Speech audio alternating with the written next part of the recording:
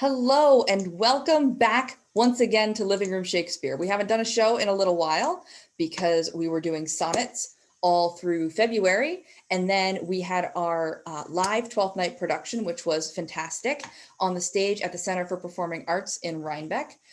If you do have the opportunity, please consider making a donation to the center here on this post or on their website. The link is in the post.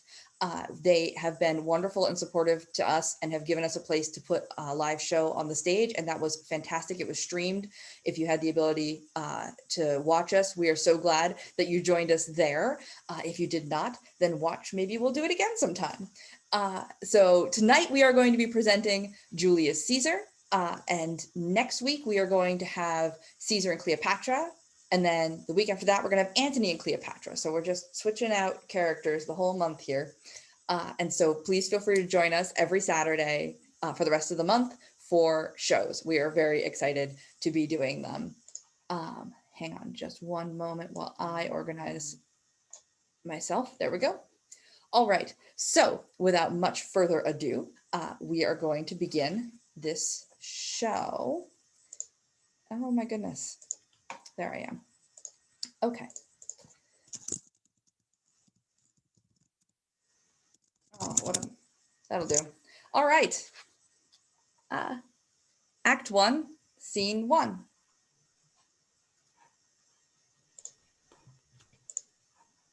Hence! Home, you idle creatures, get you home. Is this a holiday? What? I know you not, being mechanical, you ought not walk upon a laboring day without the sign of your profession. Speak, what trade art thou? Aye, sir, what trade are you? Truly, sir, in respects of a fine workman, I am but, as you would say, a cobbler. But what trade art thou? Answer me directly. A trade, sir, that I hope may use with a safe conscience, which is indeed, sir, a mender of bad souls. What trade, thou knave? Thou naughty knave, what trade? Nay, I beseech you, be not out with me. Yet if you be out, I can mend you. What meanest thou by that? Mend me, thou saucy fellow. Why, sir, cobble you. Thou art a cobbler, art thou? Truly, sir, I am indeed a surgeon to old shoes. When they are in great danger, I recover them, as proper men as ever trode upon neat's leather have done so upon my handiwork. But wherefore art not in thy shop today? Why dost thou lead these men about the streets? Truly, sir, to wear out their shoes and get myself into more work. But indeed, sir, we make holiday to see Caesar and rejoice in his triumph. Wherefore rejoice? What conquest brings he home? What tributaries follow him to Rome, to grace in captive bonds his chariot wheels? You blocks, you stones, you worse than senseless things. Oh, you hard hearts, you cruel men of Rome. Knew you not, Pompey? Many a time and oft have you climbed up to the walls and battlements, to towers and windows, yea, to chimney tops, your infants in your arms, and there have sat the livelong day with patient expectation to see great Pompey pass the streets of Rome. And do you now put on your best attire? And do you now cull out a holiday? And do you now strew flowers in his way that comes in triumph over Pompey's blood? Begone, run to your houses, fall upon your knees, pray to the gods to intermit the plague that needs must light on this ingratitude. Go, go, good countrymen, and for this fault assemble all the poor men of your sort. Draw them to Tiber banks and weep your tears into the channel till the lowest stream do kiss the most exalted shores of all. See whether their basest metal be not moved. They vanish tongue-tied into their guiltiness. Go you down that way towards the Capitol. This way will I disrobe the images, if you do find them decked with ceremonies. May we do so? You know it is the feast of Lupercal. It is no matter. Let no images be hung with Caesar's trophies. I'll about and drive away the vulgar from the streets. So do you too, where you perceive them thick. These growing feathers plucked from Caesar's wing will make him fly an ordinary pitch. Who else would soar above the view of men and keep us all in servile fearfulness? Act Oops, Act 1, Scene 2. Calpurnia! Peace! Oh, Caesar speaks. Calpurnia! Here, my lord. Stand you directly in Antonius' way when he doth run his course. Antonius! Caesar, my lord. Forget not in your speed, Antonius, to touch Calpurnia, for our elders say, the baron, touched in this holy chase, shake off their sterile curse. I shall remember. When Caesar says do this, it is performed. Set on, and leave no ceremony out. Caesar! Ha! Who calls? Bid every noise be still. Peace yet again. Who is it in the press that calls on me? I hear a tongue shriller than all the music cry, Caesar! Speak! Caesar is turned to hear. Beware the Ides of March. What man is that? A soothsayer bids you beware the Ides of March. Set him before me. Let me see his face. Fellow, come from the throng, look upon Caesar. What sayest thou to me now? Speak once again. Beware the Ides of March. He is a dreamer. Let us leave him. Pass. Will you go see the order of the course? Not I. I pray you do. I am not gamesome. I do lack some part of that quick spirit that is in Antony.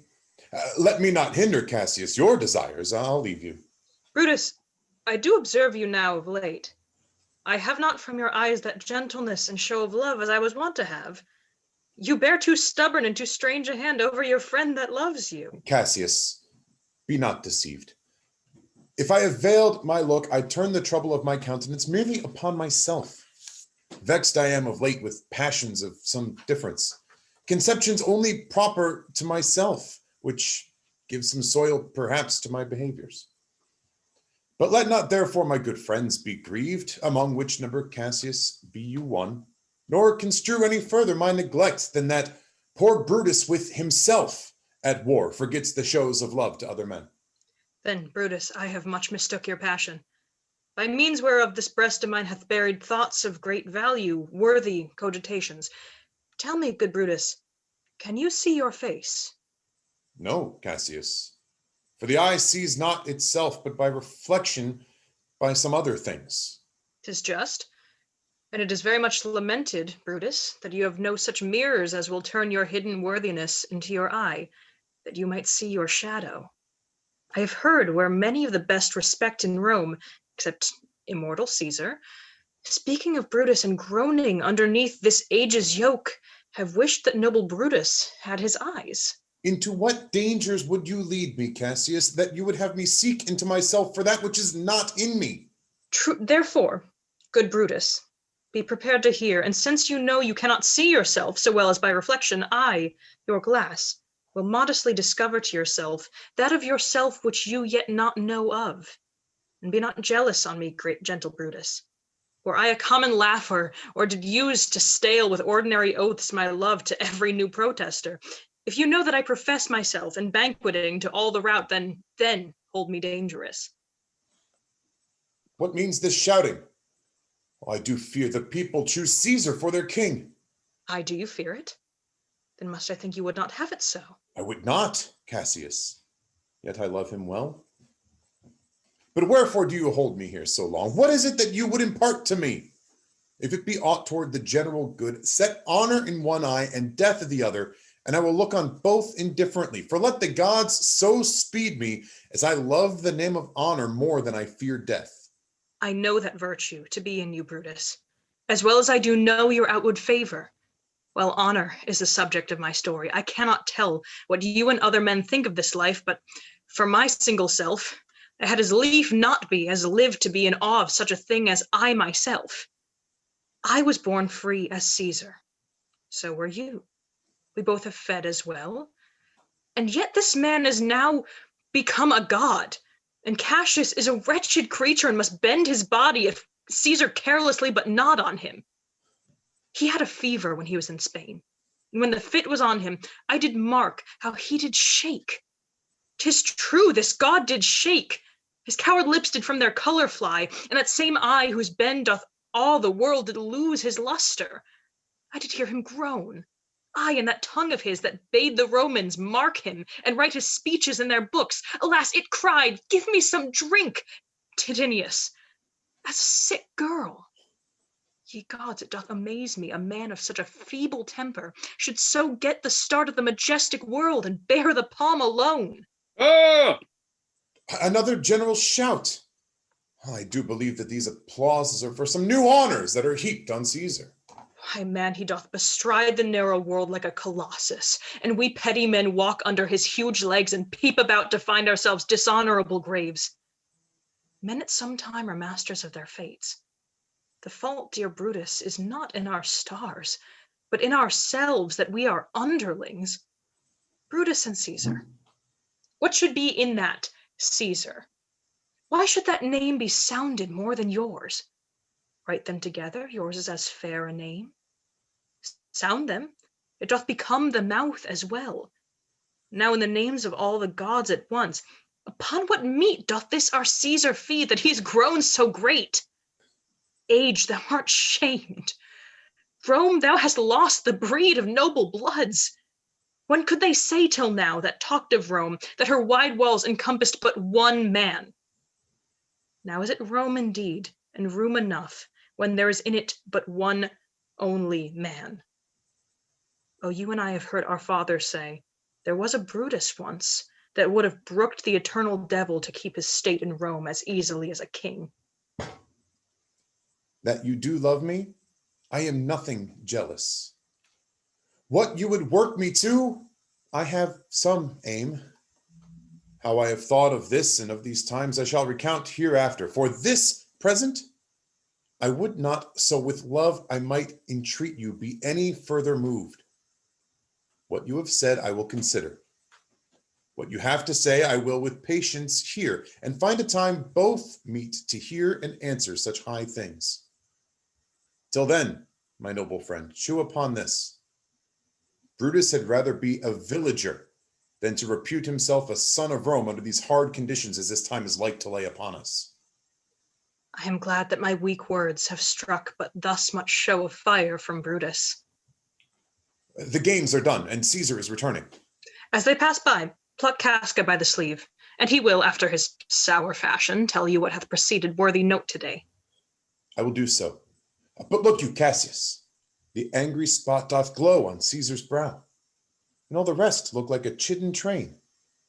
Calpurnia's cheek is pale, and Cicero looks with such ferret and such fiery eyes as we have seen him in the Capitol, being crossed in conference by some senators. Casca will tell us what the matter is. Antonius, Caesar. let me have men about me that are fat, sleek-headed men, and such as sleep o' nights. Yon Cassius has a lean and hungry look. He thinks too much. Such men are dangerous. Fear him not, Caesar. He is not dangerous. He is a noble Roman and well given. Would he were fatter, but I fear him not. Yet if my name were liable to fear, I do not know the man I should avoid so soon as that spare Cassius. He reads much. He is a great observer, and he looks quite through the deeds of men. He loves no plays, as thou dost, Antony. He hears no music. Seldom he smiles, and smiles in such a sort as if he mocked himself and scorned his spirit that could be moved to smile at anything.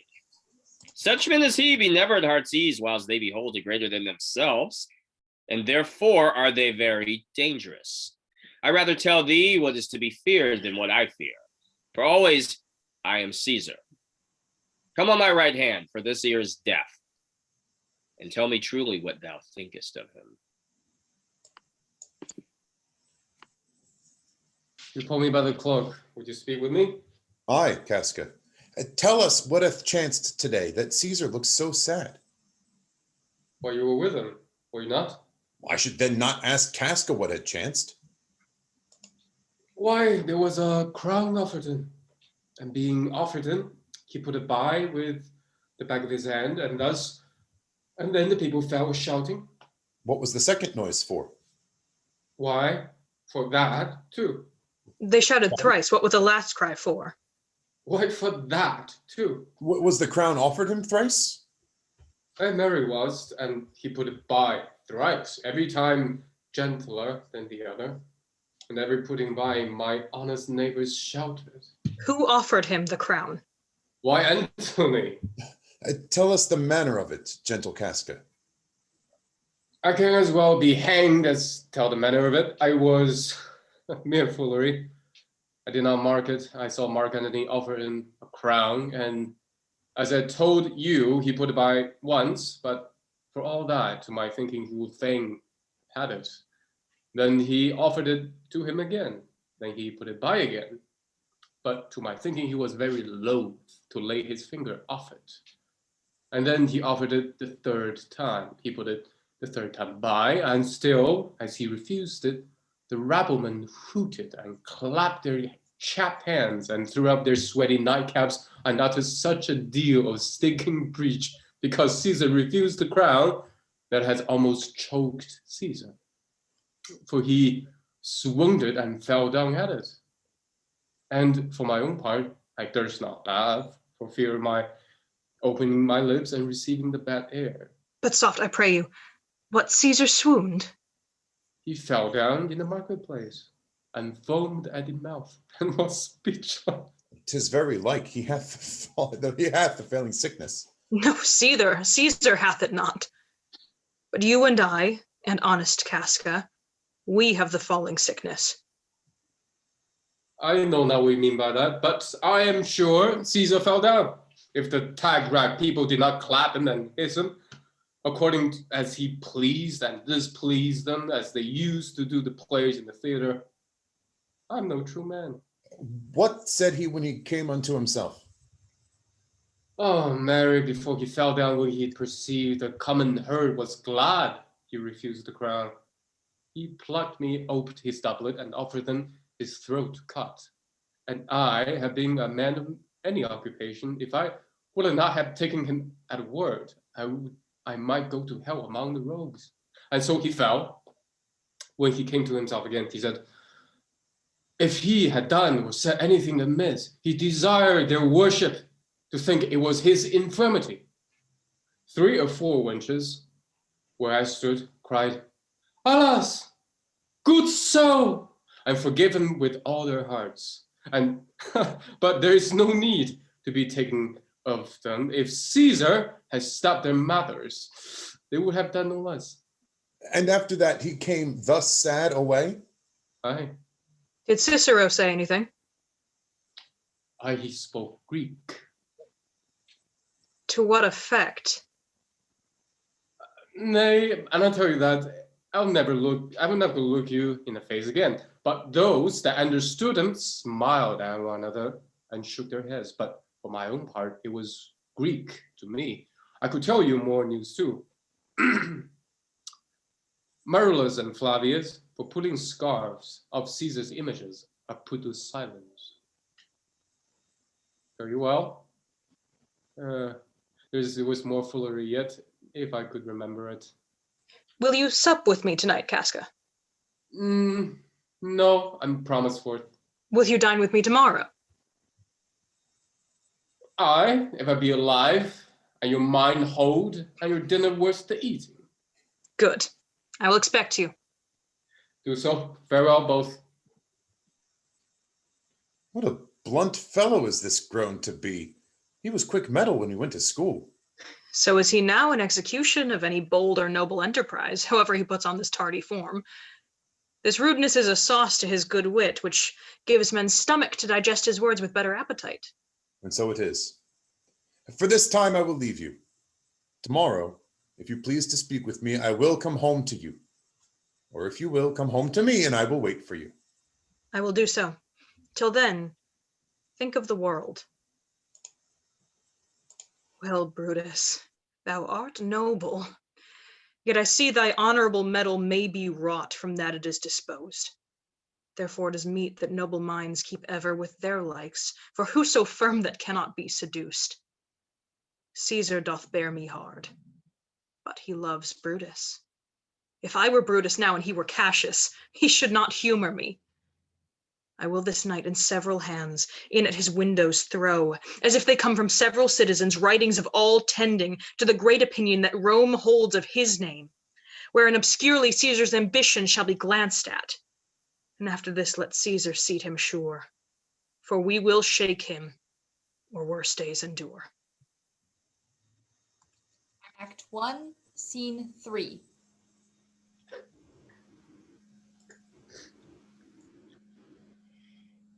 Good even, Casca. Brought you Caesar home? Why are you breathless? And why stare you so? Are you not moved when all the sway of earth shake like a thing unfirm? Oh, Cicero, I have seen tempests, when the scolding winds have rifted the knotty oaks, and I have seen the ambitious ocean swell and rage and foam to be exalted with the threatening clouds, but never till tonight, never till now, did I go through a tempest dropping fire. Either there is a civil strife in heaven, or else the world, too saucy with the gods, incense them to send destruction. Why, saw you anything more wonderful? A common slave, you know him well by sight, help up his left hand, which did flame and burn like 20 torches joined, and yet his hand, not sensible of fire, remained unscorched. Besides, I had not since put on my sword against the Capitol. I met a lion who glared upon me. I went slowly by, without annoying me. And there were drawn upon a heap of 100 ghastly women, transformed with fear, who swore they saw men all in fire walk up and down the streets. And yesterday the bird of night did sit even at noonday upon the marketplace, hooting and shrieking. When these prodigies do so conjointly meet, let not men say, these are the reasons, they are natural, for I believe they are portentous things unto the climate and they point upon. Indeed, it is a strange disposed time. But men may construe things after their fashion, clean from the purpose of the things themselves. Come Caesar to the Capitol tomorrow. He does. For he did bid Antonius send word to you, he will be there tomorrow. Good night then, Casca. This disturbed sky is not to walk in. Farewell, Cicero. Who's there? A Roman. Casca, by your voice. Ah, your ear is good. Cassius, what night is this? A very pleasing night to honest men. Whoever knew the heavens menace so? Those that have known the earth so full of faults. For my part, I have walked about the streets, submitting me unto the perilous night, and thus, unbraced, Casca, as you see, have bared my bosom to the thunderstone, and when the cross-blue lightning seemed to open the breast of heaven, I did present myself even in the aim and very flash of it. But wherefore did you so much tempt the heavens? It is the part of men to fear and tremble, when the most mighty gods by token sent such dreadful heralds to astonish us. You are dull, Casca, and those sparks of life that should be in a Roman you do want, or else you use not. You look pale, and gaze, and put on fear, and cast yourself in wonder to see the strange impatience of the heavens. But if you would consider the true cause, why all these fires? Why all these gliding ghosts? Why birds and beasts from quality and kind, their natures and performed faculties to monstrous quality? Why you shall find that heaven hath infused them with these spirits to make them instruments of fear and warning unto some monstrous state.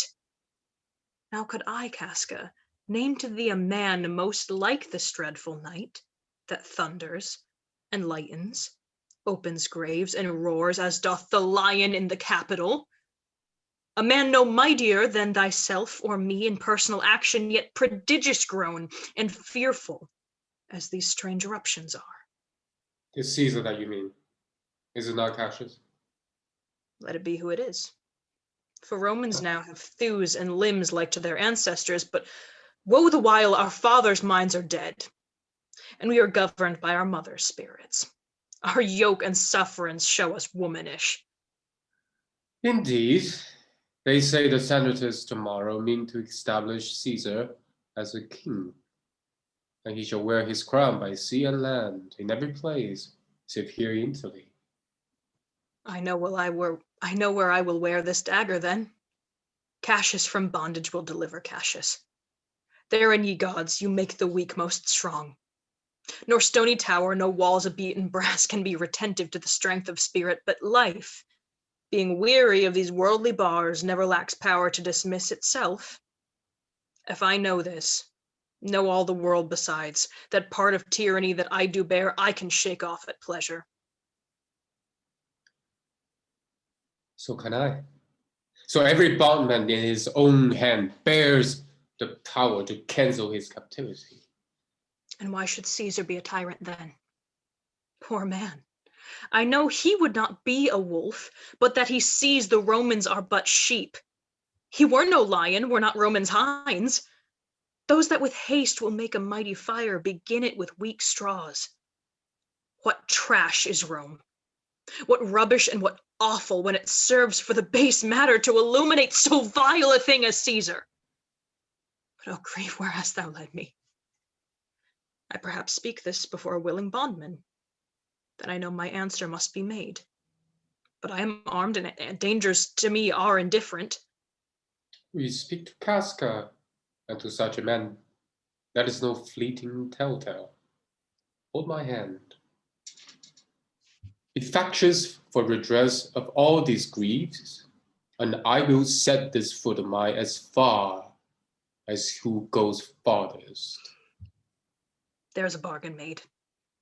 Now know you, Casca, I have moved already some certain of the noblest minded Romans to undergo with me an enterprise of honorable, dangerous consequence.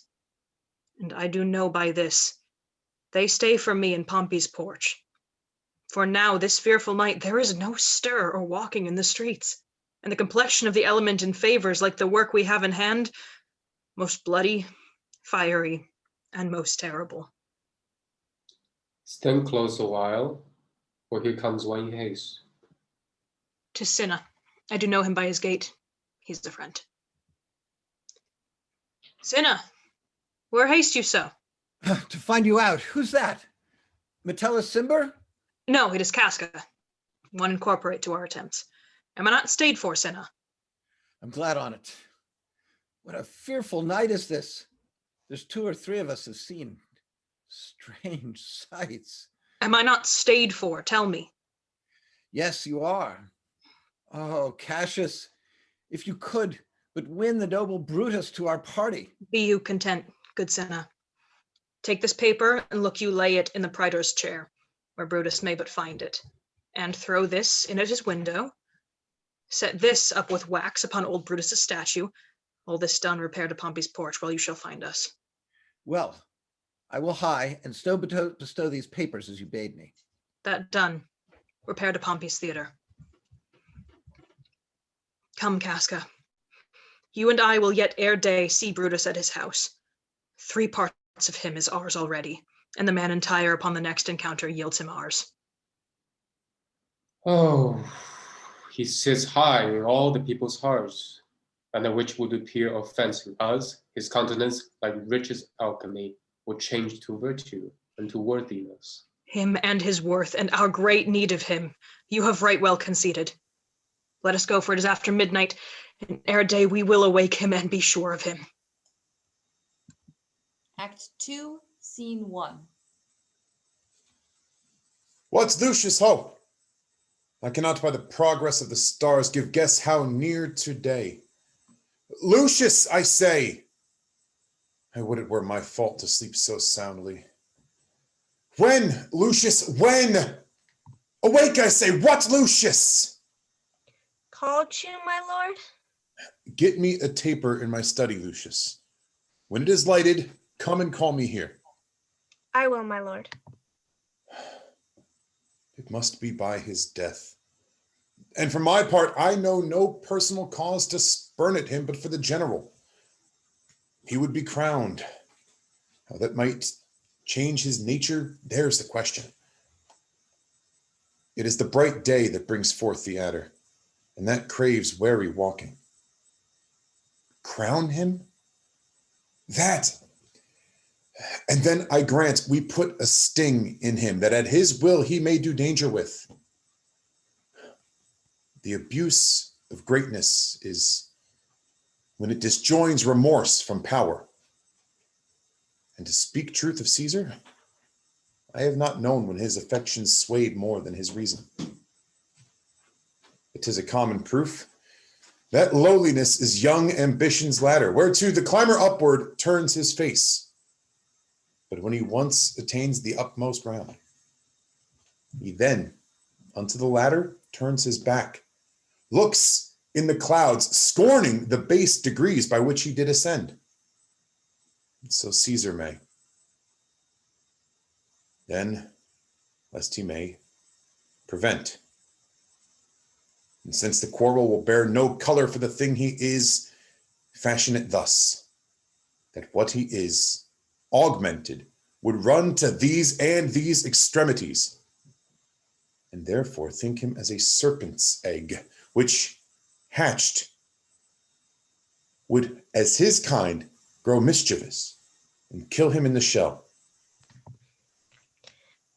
The tabard beneath your closet, sir, and searching the window for a flint, I found this paper thus sealed up, and I am sure it did not lay there when I went to bed.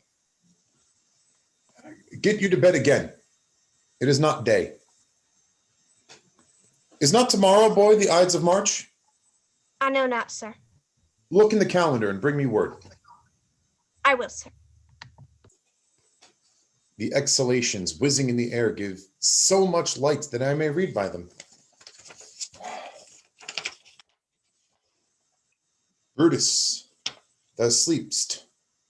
Awake and see thyself. Shall Rome, etc., speak, strike, redress? Brutus, thou sleepst. Awake. Such instigations have been often dropped where I have took them up. Shall Rome stand under one man's awe? What, Rome? My ancestors did from the streets of Rome the Tarquin drive when he was called a king. Speak, strike, redress. Am I entreated to speak and strike? Oh, Rome, I make thee promise. If the redress will follow, thou receivest thy full petition at the hand of Brutus. Sir, March has wasted 14 days. 'Tis good. Go to the gate. Somebody knocks. Cassius first did wet me against Caesar. I have not slept.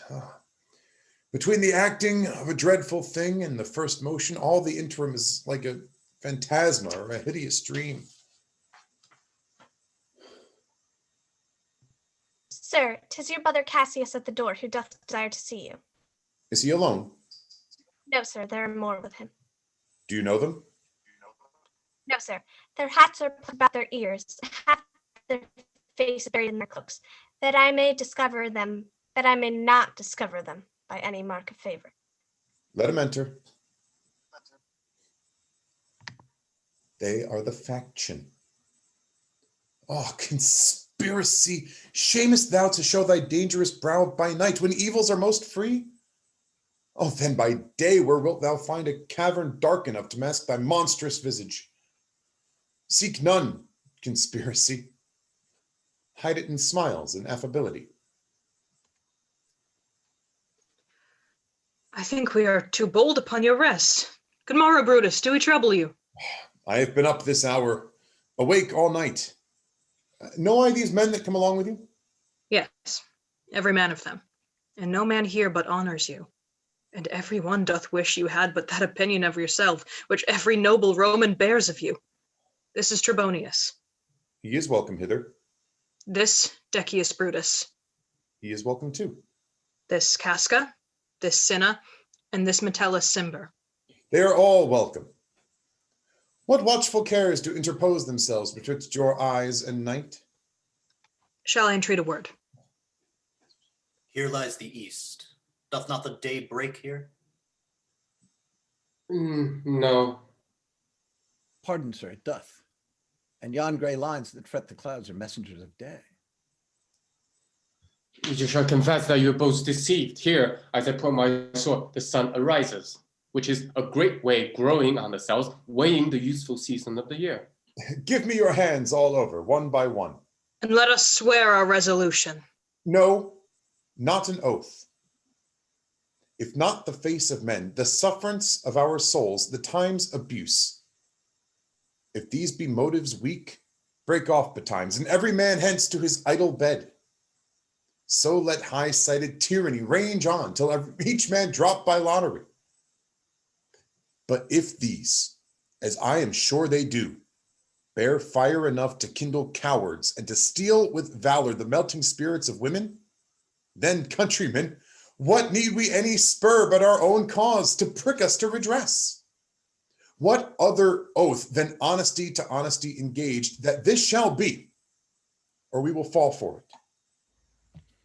To think that, or our cause, or our performance did need an oath, when every drop of blood that every Roman bears, and nobly bears, is guilty of a several bastardy, if he do break the smallest particle of any promise that hath passed from him. But what of Cicero? Shall we sound him? I think he will stand very strong with us. Let us not leave him out. No, by no means. Oh, let us have him, for his silver hairs will purchase us a good opinion and buy men's voices to commend our deeds. It shall be said, his judgment ruled our hands. Our youths and wildness shall no whit appear, but all be buried in his gravity. Oh, name him not. Let us not break with him, for he will never follow anything that other men begin. Then leave him out. Indeed, he is not fit. Shall no man else be touched, but only Caesar? Decius, well urged. I think it is not meet Mark Antony, so well beloved of Caesar, should outlive Caesar, which to prevent, let Antony and Caesar fall together. Our course will seem too bloody, Caius Cassius, to cut the head off and then hack the limbs, like wrath in death and envy afterwards. For Antony is but a limb of Caesar. Let us be sacrificers, but not butchers, Caius. We all stand up against the spirit of Caesar, and in the spirit of men there is no blood. Oh, that we then could come by Caesar's spirit and not dismember Caesar. But alas, Caesar must bleed for it. And gentle friends, let's kill him boldly, but not wrathfully. Let's carve him as a dish fit for the gods, not hew him as a carcass fit for hounds. And let our hearts, as subtle masters do, stir up their servants to an act of rage, and after seem to chide them. This shall make our purpose necessary and not envious, which so appearing to the common eyes, we shall be called perjurers, not murderers. And for Mark Antony, think not of him, for he can do no more than Caesar's arm when Caesar's head is off. Yet I fear him, for in the engrafted love he bears to Caesar. Alas, good Cassius, do not think of him. If he loves Caesar, all that he can do is to himself take thought and die for Caesar. And that were much he should. For he is given to sports, to wildness, and much company. Now, there is no fear in him. Let him not die, for he will live and laugh at this hereafter. Bong. Peace, count the clock. Bong. The clock hath stricken Bong. 3. 'Tis time to part. But it is doubtful yet whether Caesar will come forth today or no. For he is superstitious grown of late, quite from the main opinion he held once of fantasy, of dreams and ceremonies. It may be these apparent prodigies, the unaccustomed terror of this night and the persuasion of his augurers, may hold him from the capital today. Never fear that. If he be so resolved, I can o'ersway him. For he loves to hear that unicorns may be betrayed with trees, and bears with glasses, elephants with holes, lions with toils, and men with flatterers. But when I tell him he hates flatterers, he says he does, being then most flattered. Let me work, for I can give his humor the true bent, and I will bring him to the capital. Nay, we will all of us be there to fetch him. By the 8th hour. Is that the uttermost? Be that the uttermost, and fail not then. The morning comes upon us. We'll leave you, Brutus, and friends, disperse yourselves.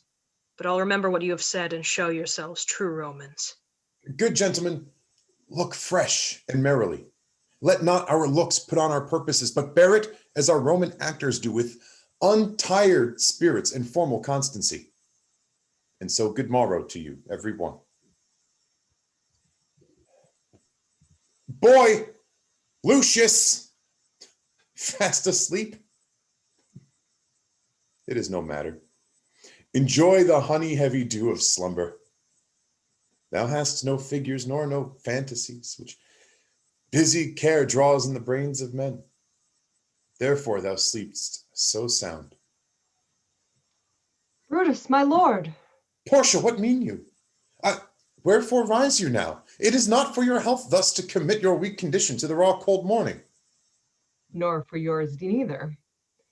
You've ungently, Brutus, stole from my bed, and yesternight at supper you suddenly arose and walked about musing and sighing with your arms across. And when I asked you what the matter was, you stared upon me with ungentle looks. I urged you further, and you scratched your head and too impatiently stomped with your foot. Yet I insisted, yet you answered not, but with an angry wafture of your hand gave sign for me to leave you.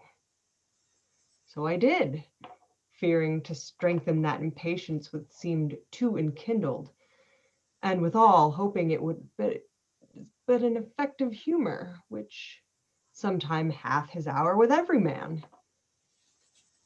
It will not let you eat, nor talk, nor sleep, and it could work so much on your shape as it hath most prevailed upon your condition, I should not know you, Brutus. Dear my lord, make me acquainted with your cause of grief. I am not well in health, and that is all.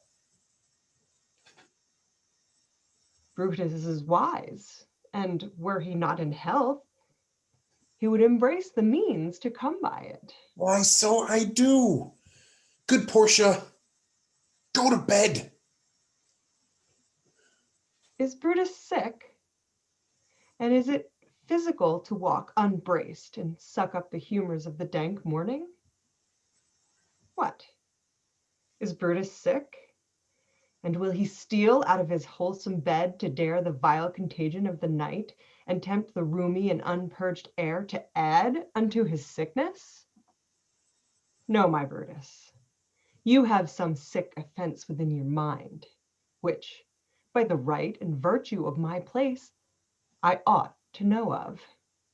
And upon my knees I charm you by my once commended beauty, by all your vows of love and that great vow which did incorporate and make us one, that you unfold to me yourself, your half. Why are you heavy? And what men tonight have come to resort to you? For here have been 6 or 7 who did hide their faces even from darkness. Kneel not, gentle Portia. I should not need, if you were gentle, Brutus. Within the bond of marriage, tell me, Brutus, is it accepted I should know no secrets that appertain to you? Am I yourself, but as it were in sort or limitation, to keep with you in meals, comfort your bed, and talk to you sometimes? Dwell I but in the suburbs of your good pleasure? If it be no more, Portia is Brutus's harlot, not his wife. You are my true and honorable wife, as dear to me as are the ruddy drops that visit my sad heart.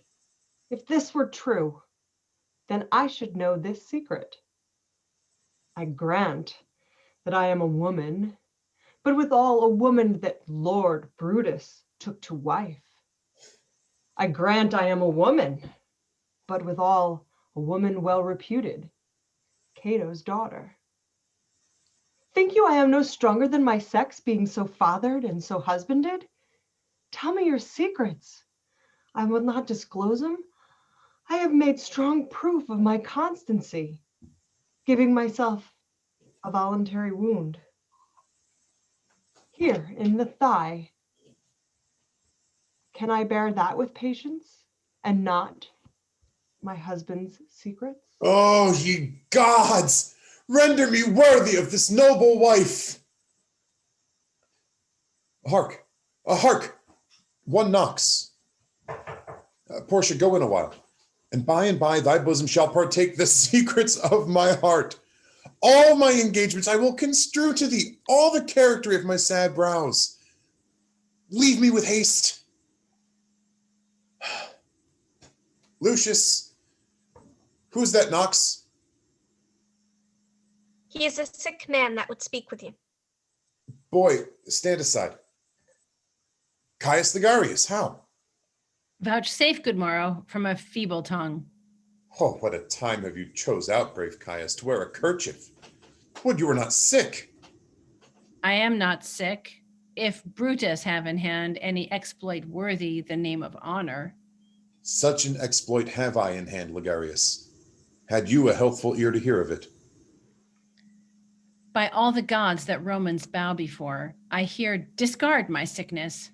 Soul of Rome, brave son derived from honorable loins, thou, like an exorcist, hast conjured up my mortified spirit.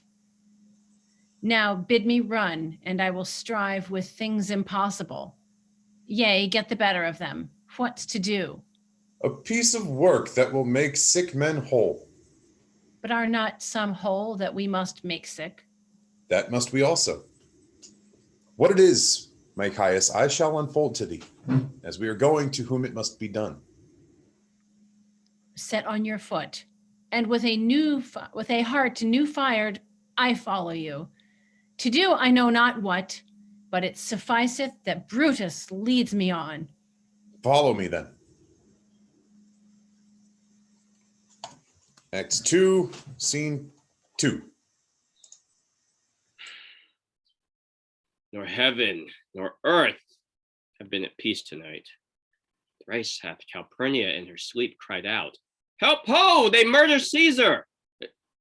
Who's within? My lord? Go bid the priests do present sacrifice and bring me their opinions of success. I will, my lord. What mean you, Caesar? Think you to walk forth? You shall not stir out of this house today. Caesar shall forth. The things that threatens me ne'er looked but on my back. When they shall see the face of Caesar, they are vanished. Caesar, I never stood on ceremony, yet now they frighten me. There is one within, besides the things which we have heard and seen, recounts most horrid sights seen by the watch. A lioness hath whelped in the streets, and graves have yawned and yielded up their dead. Fierce, fiery warriors fought upon the clouds in ranks and squadrons and right from war, which drizzled blood upon the Capitol. The noise of battle hurtled in the air, horse did neigh, and dying men did groan, and ghosts did shriek and squeal about the streets. Caesar, these things are beyond all use, and I do fear them. What can be avoided whose end is purposed by the mighty gods? Yet Caesar shall go forth, for these predictions are to the world in general, as to Caesar. When beggars die, there are no comets to seen. The heavens themselves blaze forth the death of princes. Cowards die many times before their deaths. The valiant never taste of death, but once. Of all the wonders that I have yet heard, it seems to me most strange that men should fear, seeing that death, a necessary end, will come when it will come. What say the augurers? They would not have you to stir forth today. Plucking the entrails of an offering forth, they could not find a heart within the beast. The gods do this in shame of cowardice. Caesar should be a beast without a heart, if he should stay at home today for fear. No, Caesar shall not. Danger knows full well that Caesar is more dangerous than he, and Caesar shall go forth. Alas, my lord, your wisdom is consumed in confidence. Do not go forth today. Call it my fear that keeps you in the house, and not your own. We'll send Mark Antony to the Senate House, and he shall say you are not well today. Let me, upon my knee, prevail in this.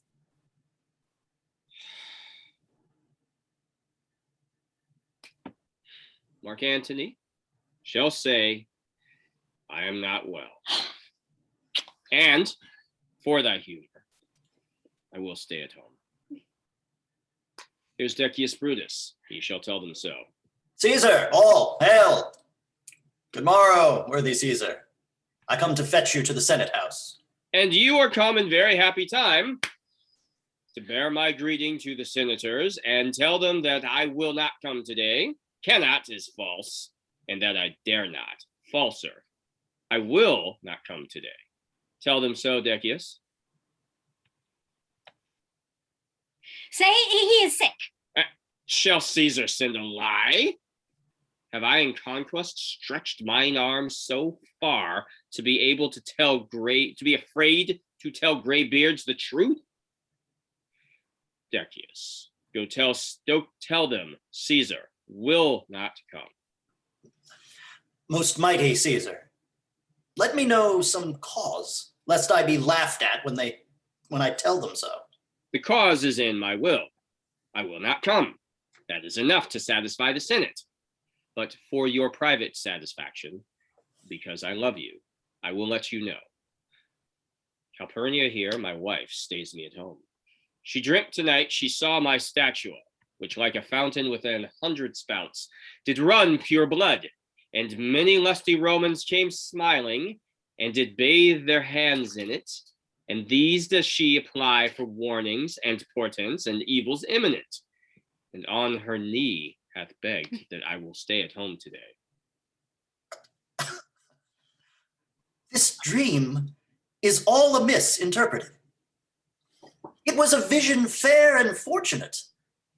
Your statue spouting blood in many pipes, in which so many smiling Romans bathed, signifies that from you great Rome shall suck reviving blood, and that great men shall press for tinctures, stains, relics, and cognizance. This by Calpurnia's dream is signified. And this way have you well expounded it. I have when you have heard what I can say. And know it now, the Senate have concluded to give this day a crown to mighty Caesar. If you shall send them word you will not come, their minds may change. Besides, it were a mock apt to be rendered for someone to say, break up the Senate till another time when Caesar's wife shall meet with better dreams. If Caesar hide himself, shall they not whisper, lo, Caesar is afraid? Pardon me, Caesar, for my dear, dear love to our proceedings, bid me tell you this, and reason to my love is liable. How foolish do your fears seem now, Calpurnia? I am ashamed I did yield to them. Give me my robe, for I will go. And look, where they all come to fetch me thence. What, Brutus? Are you stirred so early too? What is 'til clock? Caesar, 'tis struck an 8. I thank you for your pains and courtesy. See, Antony that revels long a nights is notwithstanding up. Good morrow, Antony. So to most noble Caesar. Bid them prepare within. I am to blame to be thus waited for. Now, Cinna, now, Medalus, what, Decius? I have an hour's talk in store for you. Remember that you call on me today. Be near me that I may remember you. Caesar, I will. and so near will I be that your best friends shall wish I had been further. Good friends, go in and taste some wine with me, and we, like friends, will straightway go together. That every like is not the same, O Caesar, the heart of Brutus yearns to think upon. Act 2, Scene 3.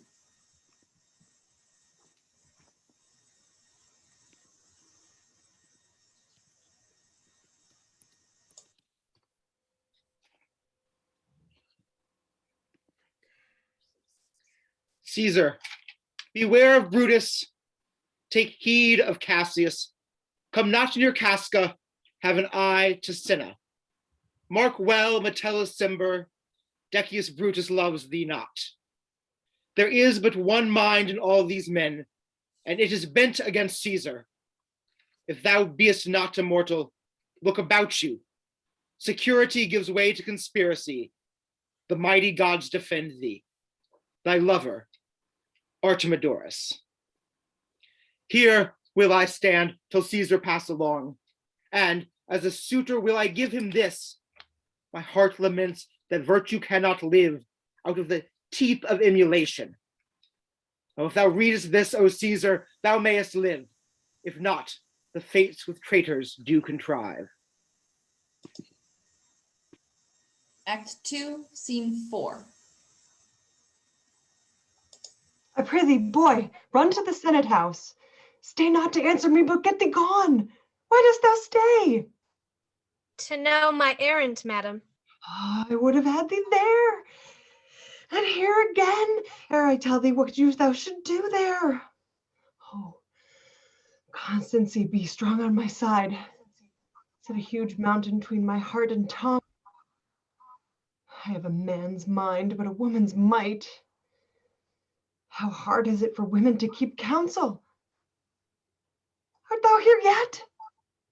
Madam, what should I do? Run to the capital and nothing else? And so return to you and nothing else? Yes, bring me word, boy, if thy lord look well. For he went sickly forth, and take good note that what Caesar doth. What suitors press to him? Hark, boy, what noise is that? I hear none, madam. Prithee, listen well. I heard a bustling rumor, like a fray, and the wind brings it from the capital. Sooth, madam, I hear nothing. Come hither, fellow. Which way hast thou been? At my own house, good lady. What is it o'clock? About the 9th hour, lady. Is Caesar yet gone to the capital? Madam, not yet. I go to take my stand to see him pass on to the capital. Thou hast some suit to Caesar, hast thou not? That I have, lady. If it will please Caesar to be so good to Caesar as to hear me, I shall beseech him to befriend himself. Why? Knowest thou any harms intended toward him? None that I know will be, much that I fear may chance. Good morrow to you. Here is the street is narrow. The throng that follows Caesar at the heels of senators, of praetors, common suitors, will crowd a feeble man almost to death. I'll get me to a place more void, and there speak to great Caesar as he comes along.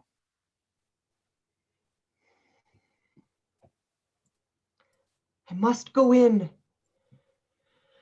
Ay me, how weak a thing the heart of woman is. Oh, Brutus, the heavens speed thee in thine enterprise. Run, Lucius, and commend me to my lord. Say I am merry. Come to me again, and bring me word what he doth say to thee. Act 3, Scene 1.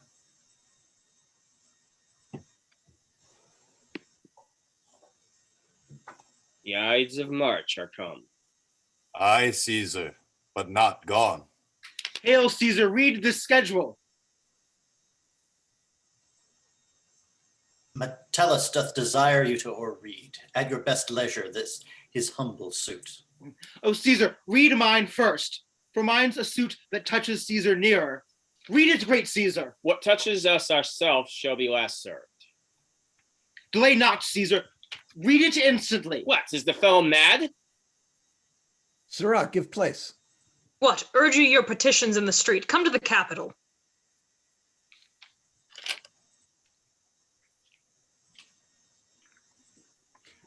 I wish our enterprise day to day may thrive.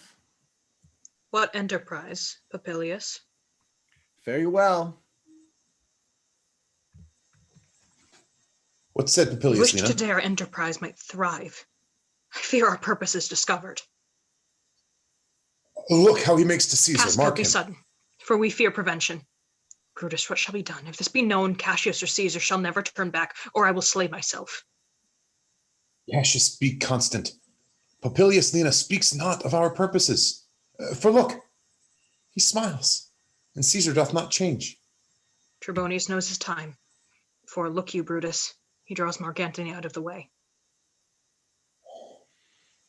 Casca, you are the first that rears your hand. Are we all ready? What is now amiss that Caesar and his Senate must redress? Most high, most mighty, and most puissant Caesar, Metellus Cimber throws before thy seat a humble heart. I must prevent thee, Cimber. These couchings and these lowly courtesies might fire the blood of ordinary men and turn preordinance in first degree into the law of children. Be not fond to think that Caesar bears such rebel blood that will be thawed from the true quality with that which melteth fools. I mean sweet words, low crooked curtsies, and base spaniel fawning. Thy brother by decree is banished. If thou dost bend and pray and fawn for him, I spurn thee like a cur out of my way. No, Caesar doth not wrong, nor without cause will he be satisfied. Is there no voice more worthy than mine own, to sound more sweetly in great Caesar's ear for the repealing of my banished brother? I kiss thy hand, but not in flattery, Caesar, desiring thee that Publius Cimber may have an immediate freedom of repeal. What, Brutus? Pardon, Caesar.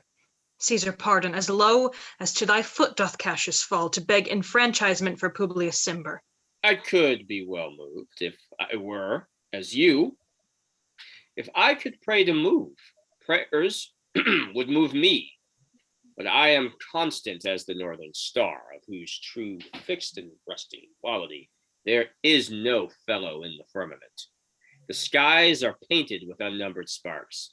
They are all fire, and every one doth shine. But there is but one in all doth hold his place. So in the world, 'tis furnished well with men, and men are flesh and blood, and apprehensive. Yet in the number I do know but one that unassailable holds on his rank, unshaken of motion. And that I am he.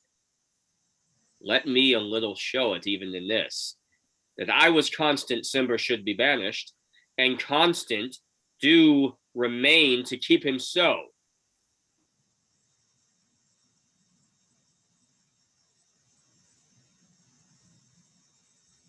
Caesar. Hence! Wilt thou lift up Olympus? Great Caesar! Doth not Brutus bootless kneel? Speak hence for me! Ugh. Ah! Ugh. Two, Brute. Then, oh, Caesar. Liberty! Freedom! Tyranny is dead! Run hence, proclaim! Cry it about the streets! Some to the common pulpits and cry out liberty, freedom, and enfranchisement. People and senators, be not affrighted. Fly not. Stand stiff. Ambition's debt is paid. Go to the pulpit, Brutus. And Cassius too. Stand fast together, lest some friends of Caesar's should chance. Talk not of standing. Publius, good cheer. There is no harm intended to your person, nor to no Roman else. So tell them, Publius. And leave us, Publius, lest that the people rushing on us should do your age some mischief. Do so, and let no man abide this deed but we, the doers. Where's Antony? Fled to his house amazed. Men, wives, and children stare, cry out and run as it were doomsday. Fates, we will know your pleasures. That we shall die, we know. 'Tis but the time and drawing days out that men stand upon. Why, he that cuts off 20 years of life cuts off so many years of fearing death. Grant that, and then is death a benefit? So are we Caesar's friends that have abridged his time of fearing death. Stoop, Romans, stoop, and let us bathe our hands in Caesar's blood up to the elbows, and besmear our swords. Then walk we forth, even to the marketplace, and waving our red weapons o'er our heads, let's all cry, peace, freedom, and liberty. Stoop then and wash. How many ages hence shall this our lofty scene be acted over on states unborn and accents yet unknown? How many times shall Caesar bleed in sports that now on Pompey's basis lies along no worthier than the dust? So oft as that shall be, so often shall the not of us be called the men that gave their country liberty. What, shall we forth? Aye, every man away. Brutus shall lead, and we will grace his heels with the most boldest and best hearts of Rome. Soft. Who comes here? A friend of Antony's. Thus, Brutus, did my master bid me kneel. Thus did Mark Antony bid me fall down. And being prostrate, thus he bade me say, Brutus is noble, wise, valiant, and honest. Caesar was mighty, bold, royal, and loving. Say I love Brutus, and I honor him. Say I feared Caesar, honored him, and loved him. If Brutus will vouchsafe that Antony may safely come to him and be resolved, how Caesar hath deserved to lie in death, Mark Antony shall not love Caesar dead so well as Brutus living, but will follow the fortunes and affairs of noble Brutus through the hazards of this untrod state, with all true faith, so says my master Antony. Thy master is a wise and valiant Roman. I never thought him worse. Tell him, so please him, come unto this place. He shall be satisfied, and by my honor, depart untouched. I'll fetch him presently. I know that we shall have him well to friend. I wish we may, but yet have I a mind that fears him much, and my misgiving still falls shrewdly to that purpose. But here comes Antony. Welcome, Mark Antony. Almighty Caesar, dost thou lie so low? Are all thy conquests, glories, triumphs, spoils shrunk to this little treasure? Fare thee well. I know not, gentlemen, what you intend. Who else must be let blood? Who else is rank? If I myself, there is no hour so fit as Caesar's death hour, nor no instrument of half that worth as those your swords, made rich with the most noble blood of all this world.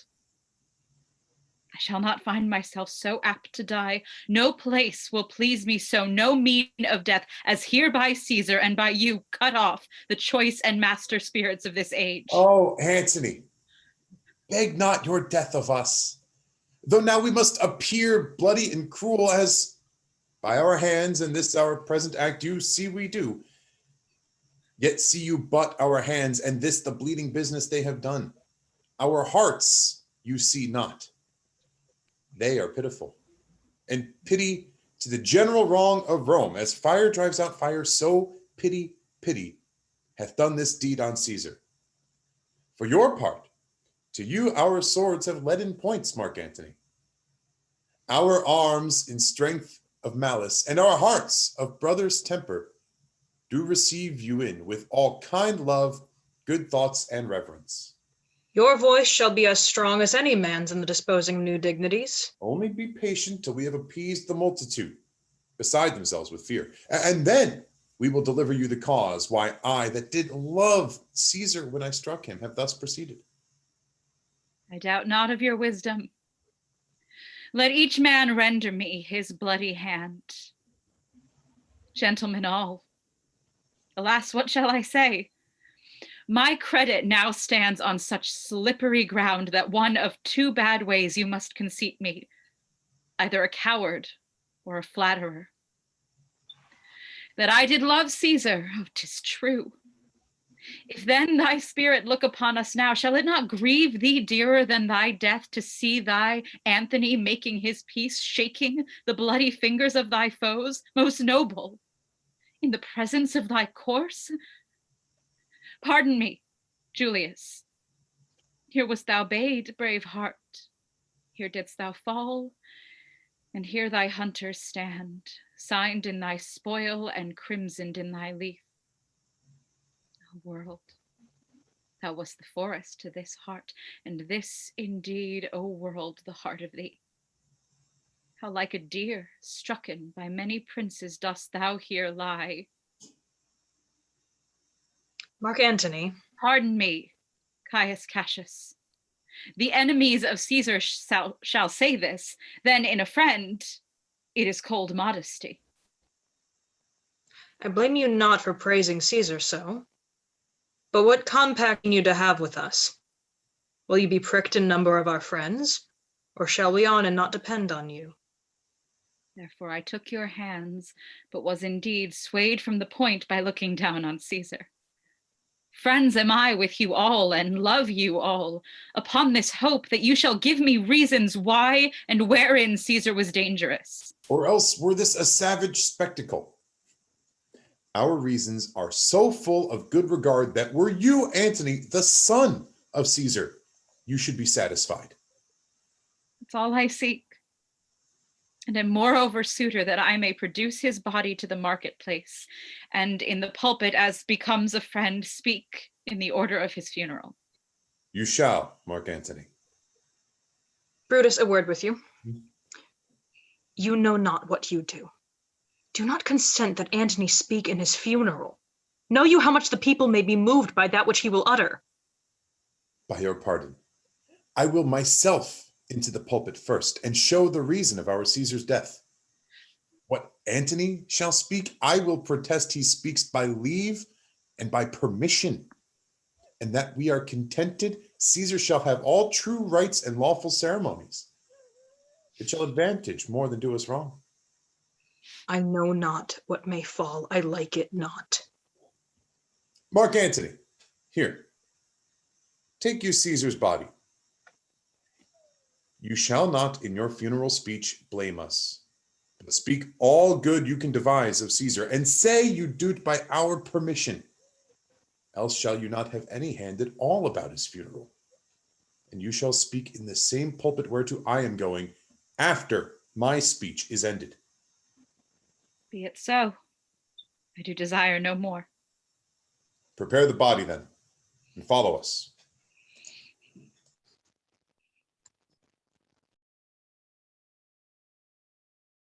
Oh, pardon me, thou bleeding piece of earth, that I am meek and gentle with these butchers. Thou art the ruins of the noblest man that ever lived in the tide of times. Woe to the hand that shed this costly blood. Over thy wounds now do I prophesy. A curse shall light upon the limbs of men. Domestic fury and fierce civil strife shall cumber all the parts of Italy. All pity choked with custom of fell deeds. And Caesar's spirit, ranging for revenge, shall in these confines with a monarch's voice cry havoc and let slip the dogs of war. That this foul deed shall smell above the earth with carrion men groaning for burial. You serve Octavius Caesar, do you not? I do, Mark Antony. Caesar did right for him to come to Rome. He did receive his letters and is coming, and bid me say to you by word of mouth, "Oh, Caesar!" Thy heart is big. Get thee apart and weep. Passion, I see, is catching, for mine eyes, seeing those beads of sorrow stand in thine, began to water. Is thy master coming? He lies tonight within 7 leagues of Rome. Post back with speed and tell him what hath chanced. Here is a mourning Rome, a dangerous Rome, no Rome of safety for Octavius yet. Hie hence and tell him so. Yet stay a while. Thou shalt not back till I have borne this corse into the marketplace.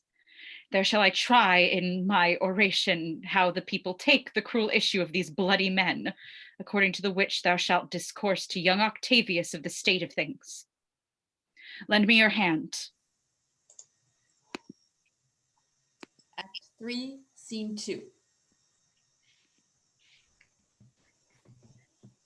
We will be satisfied. Let us be satisfied. Then follow me, and give me audience, friends, and public reason shall be rendered of Caesar's death. I will hear Brutus speak. The noble Brutus is ascended. Silence. Be patient till the last. Romans, countrymen, and lovers, hear me for my cause, and be silent that you may hear. Believe me for mine honor. Censure me in your wisdom, and awake your senses that you may the better judge. If there be any in this assembly, any dear friend of Caesar's, to him I say that Brutus' love to Caesar was no less than his. If then that friend demand why Brutus rose against Caesar, this is my answer. Not that I loved Caesar less, but that I loved Rome more. Had you rather Caesar were living and die all slaves, than that Caesar were dead to live all free men? As Caesar loved me, I weep for him. As he was fortunate, I rejoice at it. As he was valiant, I honor him. But as he was ambitious, I slew him. There is tears for his love, joy for his fortune, honor for his valor, and death for his ambition. Who is here so base that would be a bondman? If any, speak, for him have I offended. Who is here so rude that would not be a Roman? If any, speak, for him have I offended. Who is here so vile that will not love his country? If any, speak, for him have I offended. I pause for a reply. None, Brutus, none. Then none have I offended. Here comes his body, mourned by Mark Antony, who, though he had no hand in his death, shall receive the benefit of his dying, a place in the Commonwealth, as which of you shall not? With this I depart, that as I slew my best lover for the good of Rome, I have the same dagger for myself when it shall please my country to need my death. Live, Brutus, live, live. Bring him with triumph home unto his house. Give him a statue with his... We'll bring him to his house with shouts and clamors. My countrymen.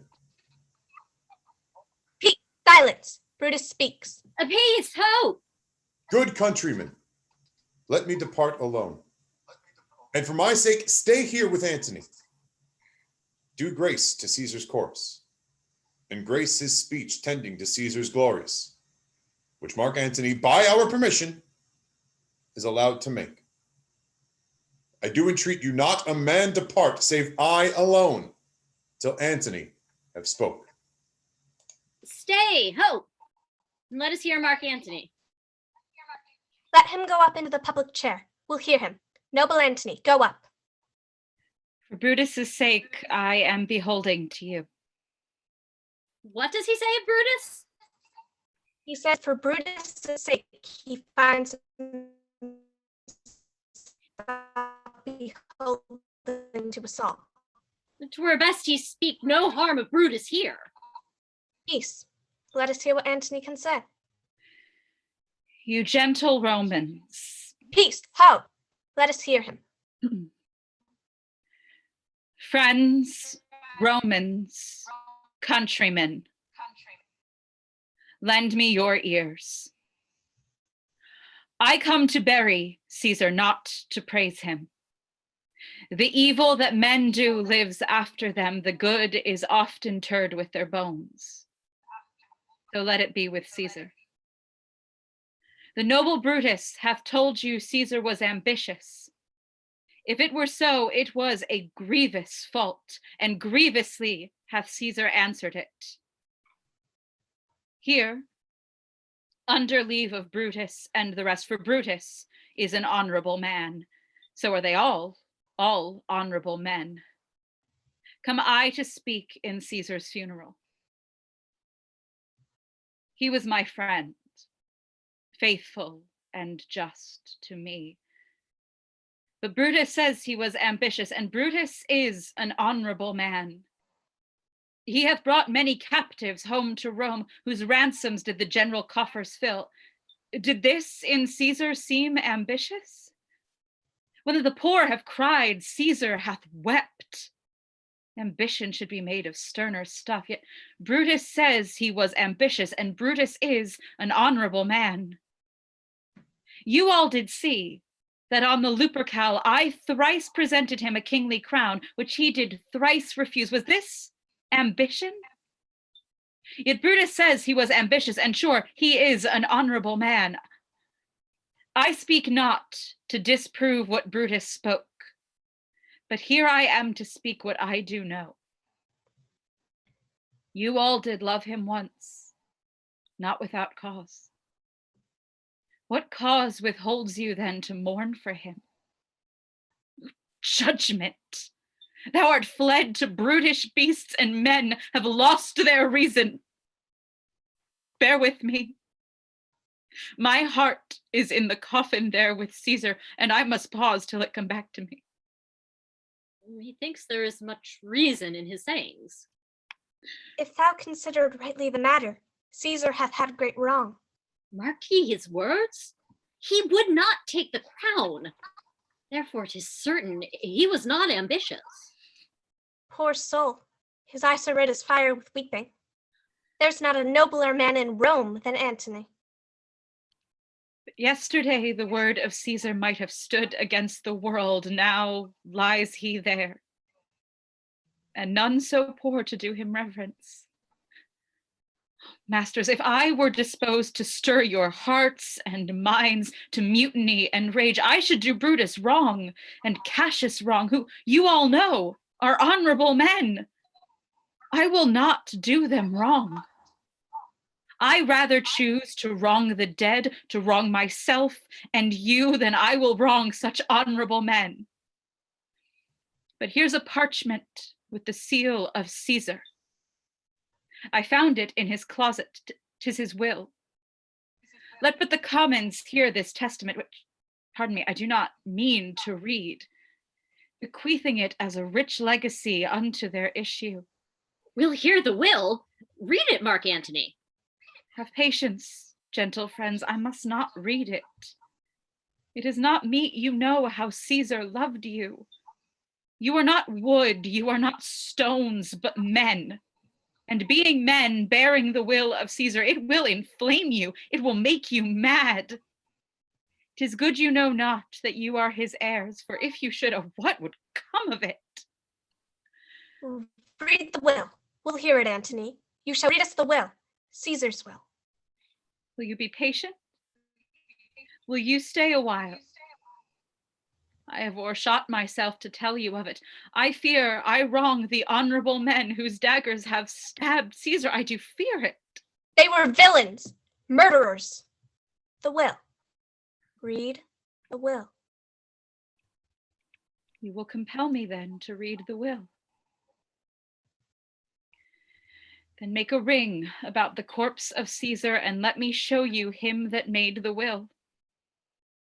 If you have tears, prepare to shed them now.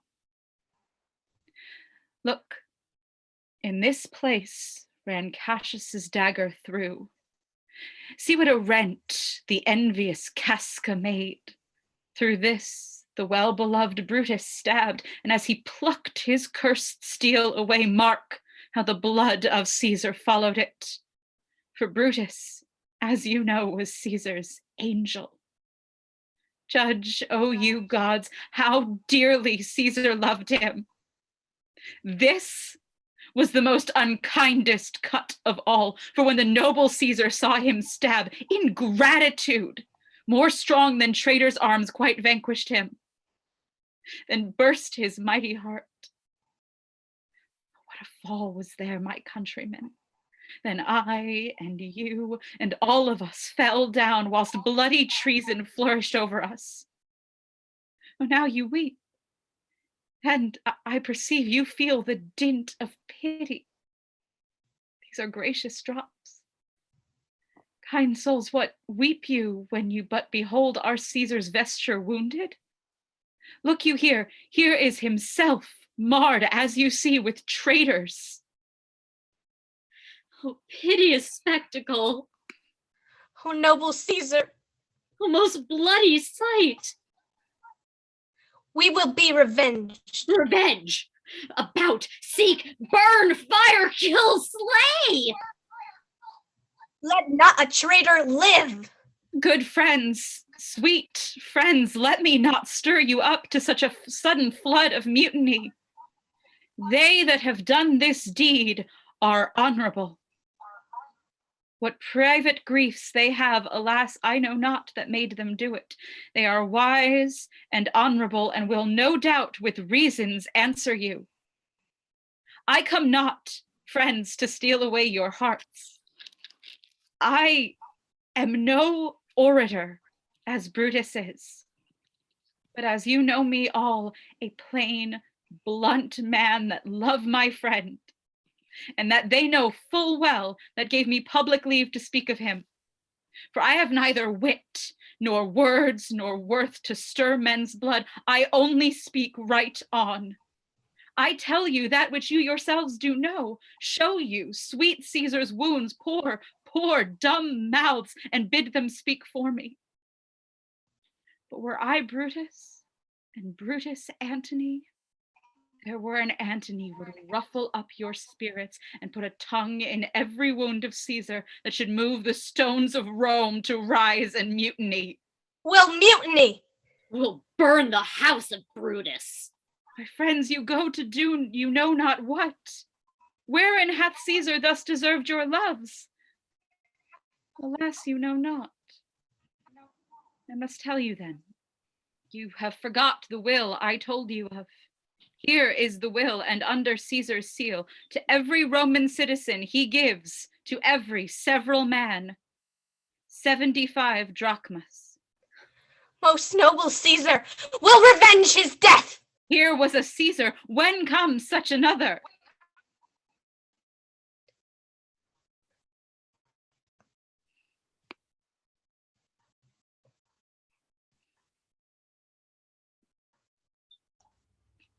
Never, never, come away, away! Away. His body in the holy place, and with Yeah. his friends, fire the traitors' houses, take up the body. Go fetch fire.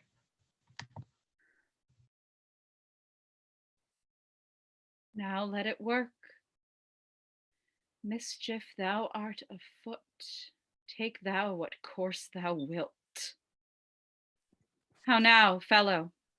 Sir, Octavius has already come to Rome. Where is he? He and Lepidus are at Caesar's house. And thither will I straight to visit him. He comes upon a wish. Fortune is merry, and in this mood will give us anything. I heard him say that Brutus and Cassius are rid like madmen through the gates of Rome. Belike they had some notice of the people, how I had moved them. Bring me to Octavius. Act 3, Scene 3.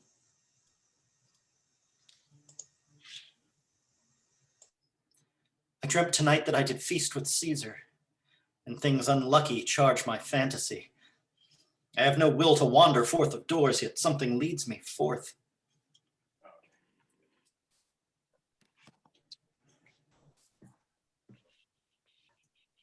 What is your name? Whither are you going? Where do you dwell? Are you married man or a bachelor? Answer every man directly. Aye, and briefly. What is my name? Whither am I going? Where do I dwell? Am I a married man or a bachelor? Then to answer every man directly and briefly, Wisely and truly, wisely I say, I am a bachelor. That's as much as to say they are fools that marry. You'll bear me a bang for that, I do fear. Proceed directly. Directly, I am going to Caesar's funeral. As a friend or an enemy? As a friend. That matter is answered directly. For your dwelling, briefly. Briefly, I dwell by the Capitol. Your name, sir, truly. Truly, my name is Cinna. Tear him to pieces. He's a conspirator. No, I am Cinna the poet. I am Cinna the poet. Tear him for his bad verses. Tear him for his bad verses. I am not Cinna the conspirator. It is no matter. His name's Cinna. Pluck but his name out of his heart and turn him going. Tear him! Tear him! Come, brands, ho! Firebrands! To Brutus's, to Cassius's, burn them all! Some to Dacius's house, and some to Casca's, some to Ligarius. Away, go! Act 4, Scene 1.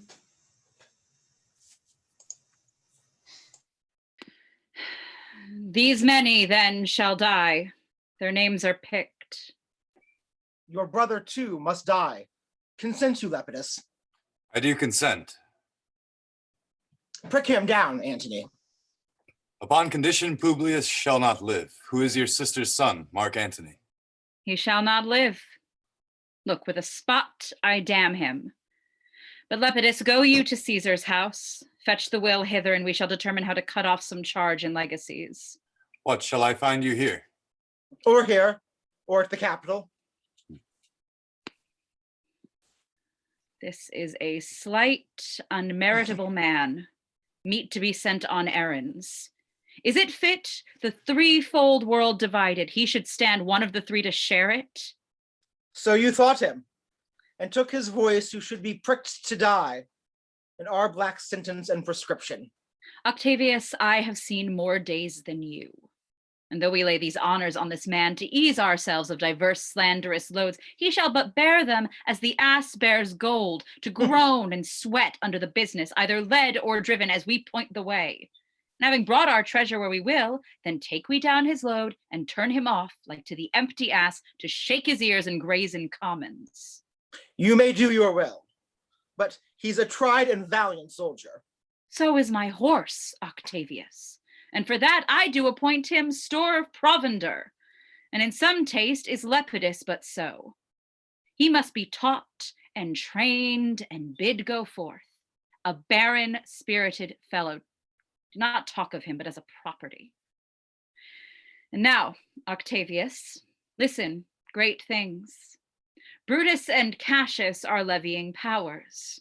We must straight make head. Therefore, let our alliance be combined, our best friends made, our means stretched, and let us presently go sit in council, how covert matters may be best disclosed, and open perils surest answered.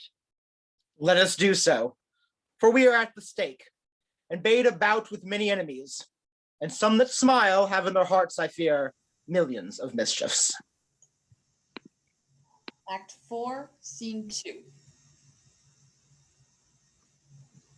Stand, ho! Give the word ho and stand. What's now, Lucilius? Is Cassius near? He's at hand, and Pindarus has come to do you salutation from his master. He greets me well. Your master, Pindarus, in his own change, or by ill officers, hath given me some worthy cause to wish things done undone. If it be at hand, I shall be satisfied.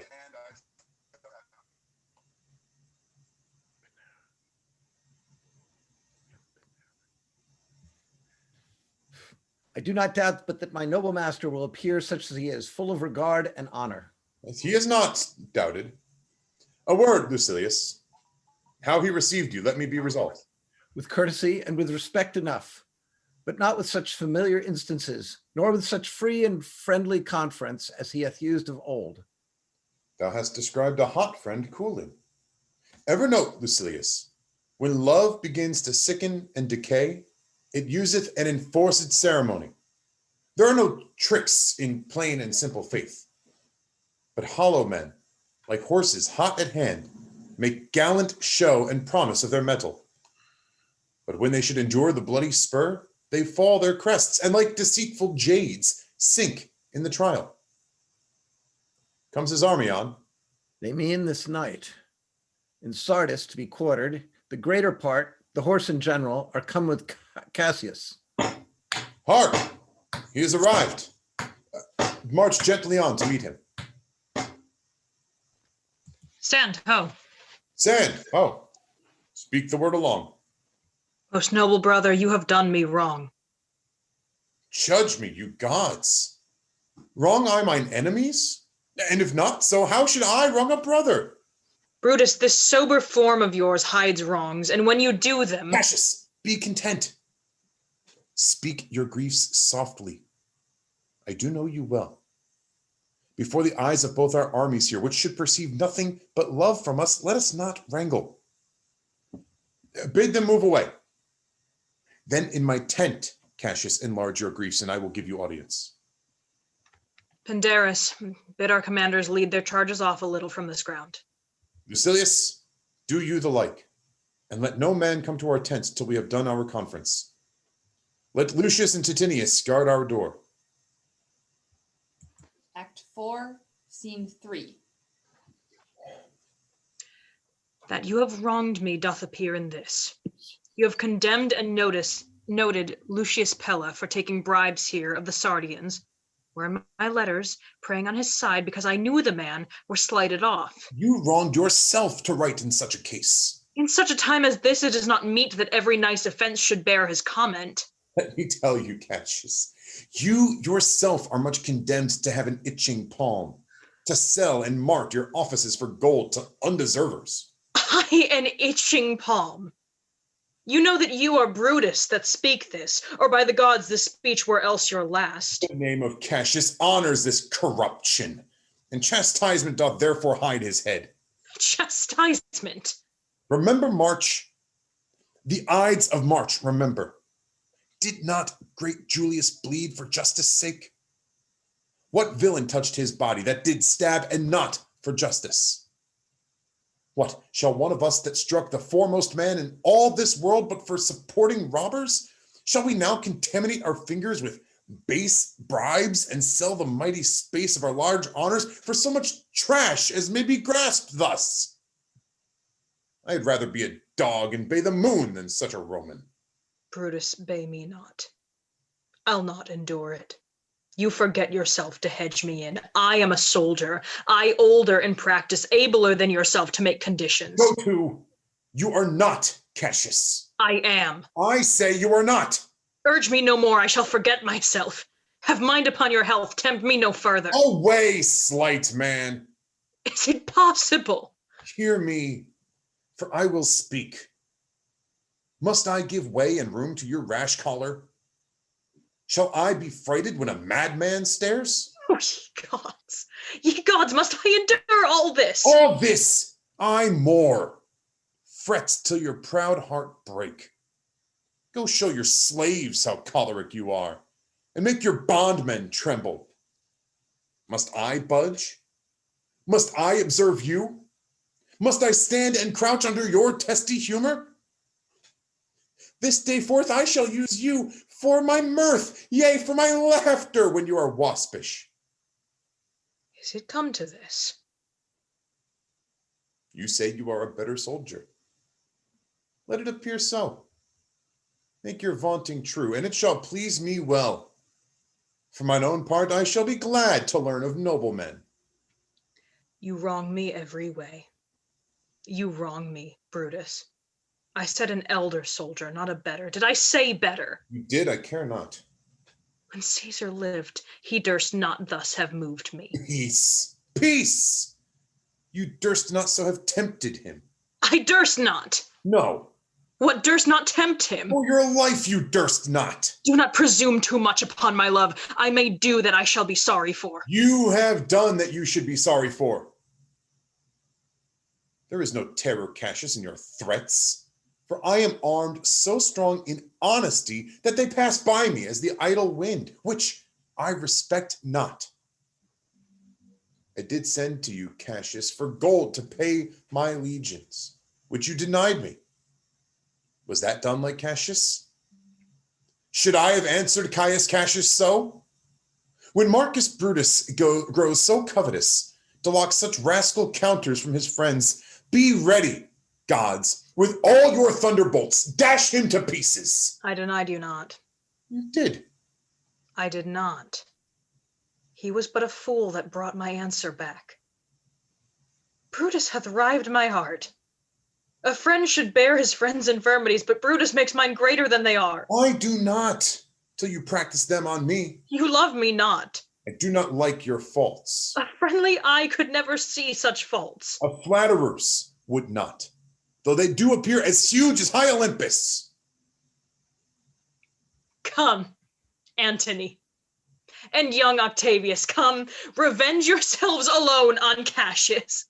For Cassius is aweary of the world, hated by one he loves, braved by his brother, checked like a bondman, all his faults observed, set in a notebook, learned and conned by rote to cast into my teeth. Oh, I could weep my spirit from mine eyes. There's a dagger, and here is my naked breast within a heart. If that thou beest a Roman, take it forth. I that denied thee gold will give my heart. Strike as thou didst at Caesar, for I know when thou didst hate him worse, thou lovedest him better than thou ever lovest Cassius. Sheathe your dagger. Be angry when you will. It shall have scope. Do what you will. Dishonor shall be humor.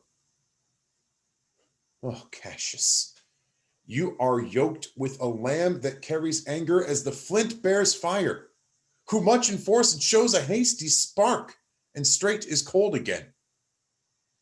Hath Cassius lived to be but mirth and laughter to his Brutus, when grief and blood ill-tempered vexeth him? When I spoke that, I was ill-tempered too. Do you confess so much? Give me your hand. And my heart too. Oh, Brutus. What's the matter?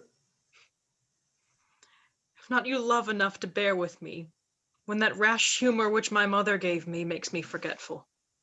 Yes, Cassius. And from henceforth, when you are over earnest with your Brutus, he'll think your mother chides, and leave you so. Let me go in to see the generals. There is some grudge between them. 'Tis not meet they be alone. You shall not come to them. Nothing but death shall stay me. How now, what's the matter? For shame, you generals. What do you mean? Love and be friends, as two such men should be. For I have seen more years, I'm sure, than ye. How vilely doth this cynic rhyme? Get you hence, sirrah, saucy fellow, hence. Bear with him, Brutus, 'tis his fashion. I'll know his humor when he knows his time. What should the wars do with these jigging fools? Companion, hence. Away, away, be gone. Lucilius and Metellus, bid the commanders prepare to lodge their companies tonight. And come yourselves, and bring Messala with you immediately to us. Lucius, a bowl of wine. I did not think you could have been so angry. Oh, Cassius, I am sick of many griefs. Of your philosophy you make no use if you give place to accidental evils.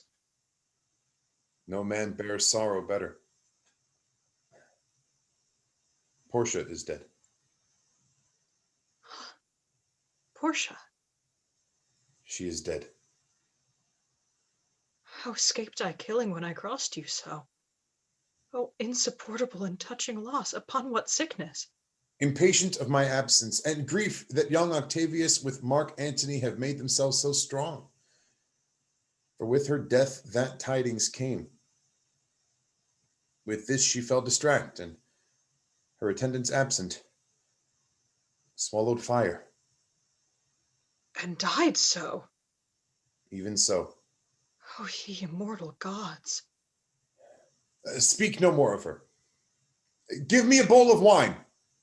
In this I bury all unkindness, Cassius. My heart is thirsty for that noble pledge. Fill, Lucius. to the wine or swell the cup. I cannot drink too much of Brutus's love. Come in, Titinius. Welcome, good Messala. Now sit we close about this taper here and call in question our necessities. Portia, art thou gone? No more, I pray you.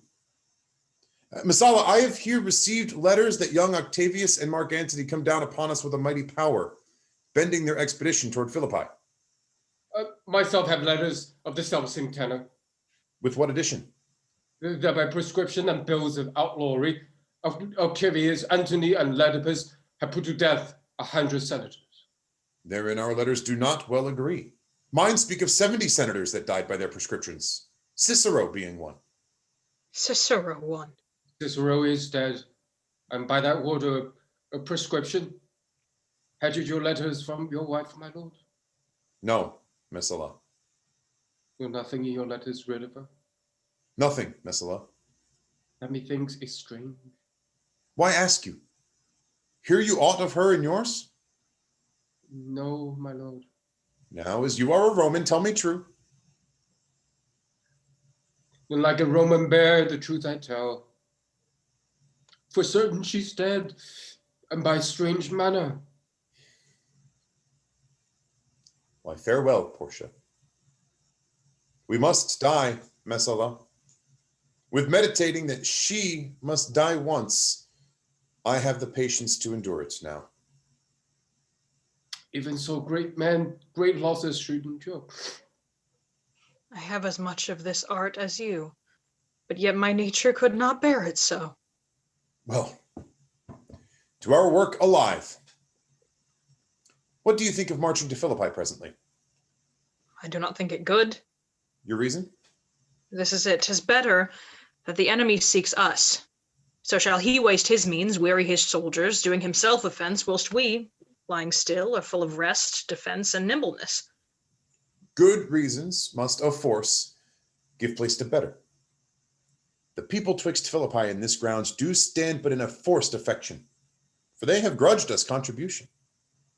The enemy marching along by them shall make a fuller number up. Come on, refreshed, new added, and encouraged. From which advantage shall we cut him off, if at Philippi we do face him there, these people at our back? Hear me, good brother. Under your pardon, you must note beside that we have tried the utmost of our friends. Our legions are brimful. Our cause is ripe. The enemy increaseth every day. We at the height are ready to decline. There is a tide in the affairs of men, which taken at the flood leads on to fortune. Omitted, all the voyage of their life is bound in shallows and in miseries, on such a full sea as we are now afloat. And we must take the current when it serves, or lose our ventures. Then, with your will, go on. We'll along ourselves and meet them at Philippi. The deep of night is crept upon our talk. There is no more to say? No more. Good night. Early tomorrow will we rise, and hence. Lucius! My gown. Farewell, good Messala. Good night and good repose. Oh, my dear brother, this was an ill beginning of the night. Never comes such division between our souls. Let it not, Brutus. Everything is well. Good night, my lord. Good night, good brother. Good night, Lord Brutus. Farewell, everyone. Give me the gown. Where is thy instrument? Here in the tent. What? Thou speakst drowsily. Poor knave, I blame thee not. Thou art o'erwatched. Look, Lucius, here's the book I sought for so. I put it in the pocket of my gown. I was sure your lordship did not give it me. Bear with me, good boy. I am much forgetful. Canst thou hold up thy heavy eyes a while and touch thy instrument a strain or two? Ah, my lord, ain't please you. It does, my boy. I trouble thee too much. but thou art willing. It is my duty, sir. I should not urge thy duty past thy might. I know young bloods look for a time of rest. I have slept, my lord, already. It was well done, and thou shalt sleep again. I will not hold thee long. If I do live, I will be good to thee.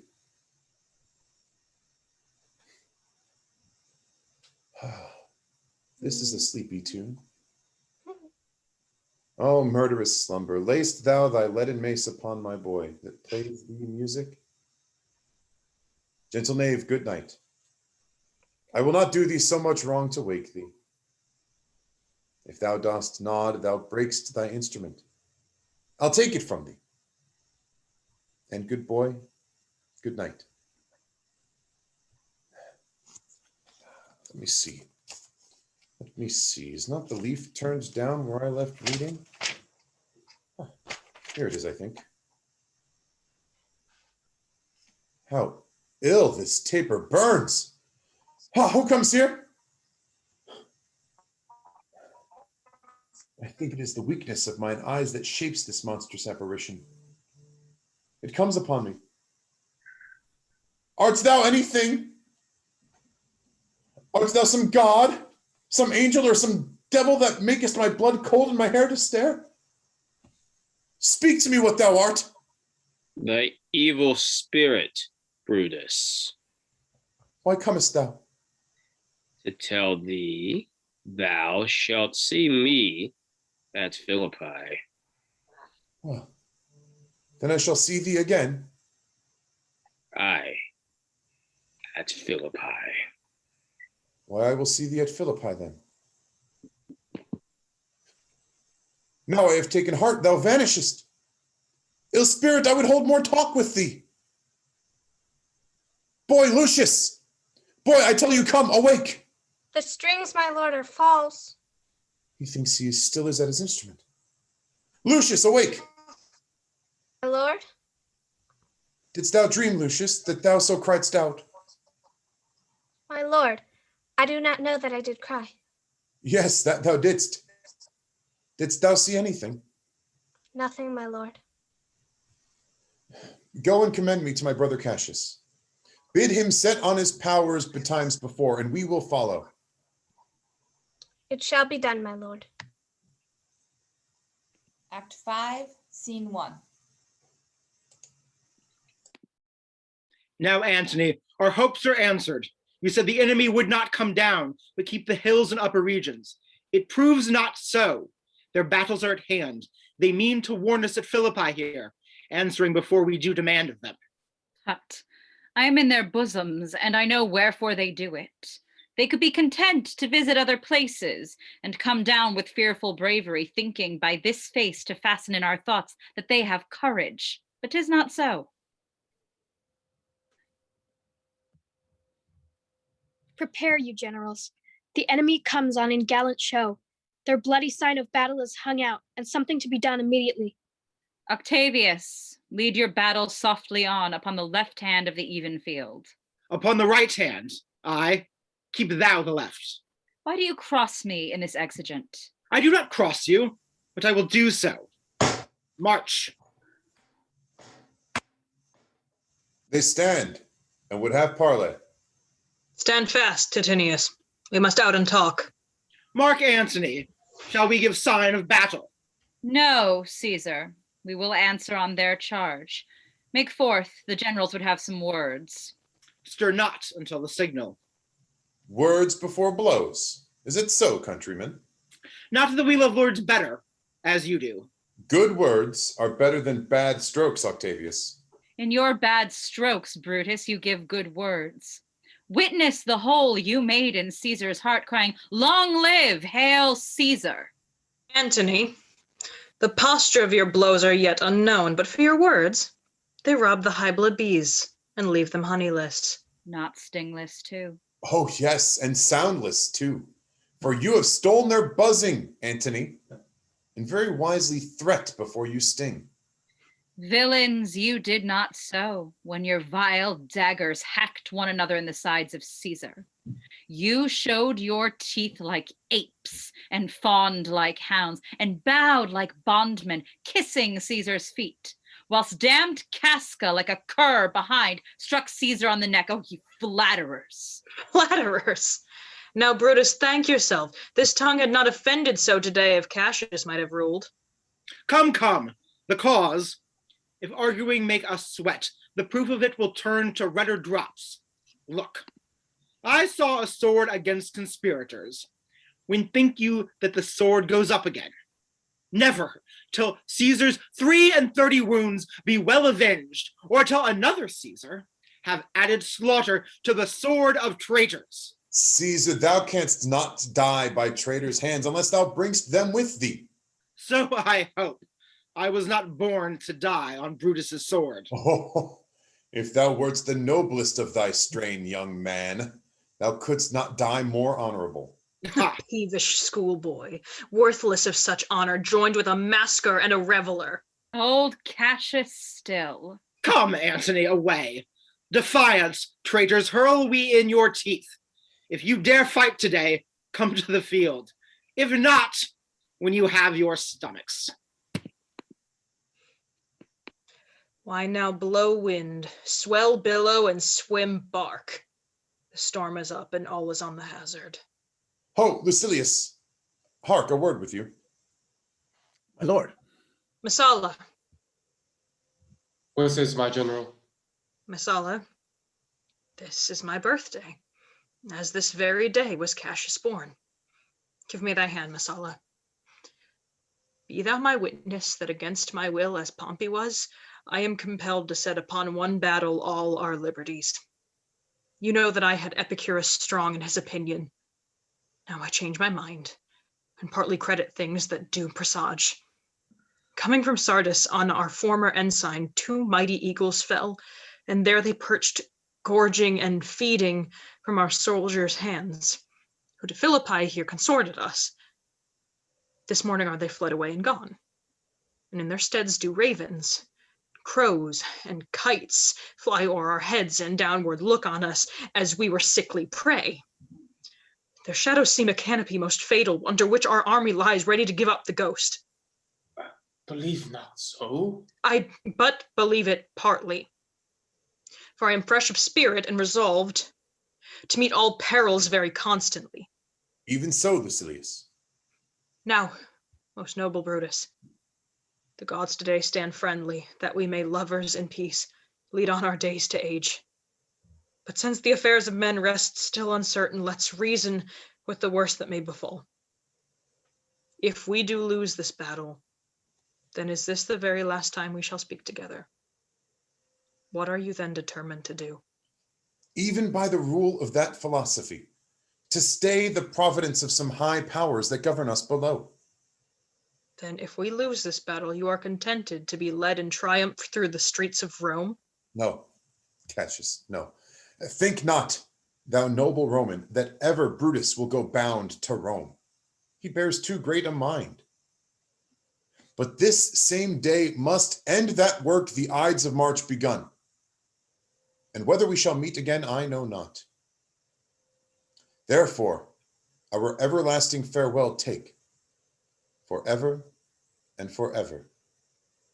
Farewell, Cassius. If we do meet again, why, we shall smile. If not, why then, this parting was well made. Forever and forever. Farewell, Brutus. If we do meet again, we'll smile indeed. If not, 'tis true, this parting was well made. Why then, lead on. Oh, that a man might know the end of this day's business ere it come. But it sufficeth that the day will end, and then the end is known. Come, ho! Away. Act 5, Scene 2. Ride! Ride, Messala, ride! And give these bills unto the legions on the other side. Let them set on at once, for I perceive but cold demeanor in Octavius' swing. and sudden push gives them the overthrow. Ride, Messala, let them all come down. Act 5, Scene 3. Oh, look, Titinius, look, the villains fly. Myself have to mine own turned enemy. This ensign here of mine was turning back. I slew the coward, and did take it from him. Oh, Cassius, Brutus gave the word too early, who, having some advantage on Octavius, took it too eagerly. His soldiers fell to spoil, whilst we by Antony are all enclosed. Fly further off, my lord. Fly further off. Mark Antony is in your tents, my lord. Fly, therefore, noble Cassius. Fly far off. This hill is far enough. Look, Titinius, are those my tents where I perceive the fire? They are, my lord. Titinius, if thou lovest me, mount thou my horse, and hide thy spurs in him till he have brought thee up to yonder troops. And here again, that I may rest assured whether yon troops are friend or enemy. I will be here again, even with a thought. Go, Flavius, get higher on the hill. My sight was ever thick. Regard Titinius, and tell me what thou notest about the field. This day I breathed first. Time has come round, and where I did begin, there shall I end. My life has run its compass. Sirrah, what news? Oh, my lord. What news? Titinius is enclosed round about with horsemen that make to him on the spur. Yet he spurs on. Now they are almost on him. Now, Titinius, now some light. Oh, he lights too. He's taken. Hark, they shout for joy. Come down, behold no more. Oh, coward that I am to live so long to see my best friend taken before my face. Come hither, Sirrah. And now be a free man. With this good sword that ran through Caesar's bowels, search this bosom. Stand not to answer here. Take thou the hilts, and when my face is covered as 'tis now, guide thou the sword. Caesar, thou art revenged, even with the sword that killed thee. Far from this country Lucius shall run, where never Roman shall take note of him. It is but changed, Titanius, for Octavius is overthrown by noble Brutus' power, as Cassius' legions are by Antony. These tidings will well comfort Cassius. Is not that he lies upon the ground? He lies not like the living. Oh, my heart. Is not that he? No, this was he, Messala, but Cassius is no more. Oh, setting sun, as in thy red rays thou dost sink tonight, so in his red blood Cassius' day is set. The sun of Rome is set. Our day is gone. Clouds, dews, and dangers come. Our deeds are done. Mistrust of my success hath done this deed. Mistrust and good success has done this deed. Oh, hateful error, melancholy child. Why dost thou show to the apt thoughts of men the things that are not? Oh, error, soon conceived, that never comes unto a happy birth, but kills the mother that engendered thee. What? Flavius? Where art thou, Flavius? Seek him, Titanius, whilst I go to meet the noble Brutus. Thrusting this report into his ears, I may say, thrusting it, for pieces steel and darts envenomed shall be as welcome to the ears of Brutus as tidings of this sight. Hi, you, Messala. Why didst thou send me forth, brave Cassius? Did I not meet thy friends, and did not they put on my brows this wreath of victory, and bid me give it to thee? Didst thou not hear their shouts? Alas, thou hast misconstrued everything. But hold thee, take this garland on thy brow. Thy Brutus did me give it thee, and I will do his bidding.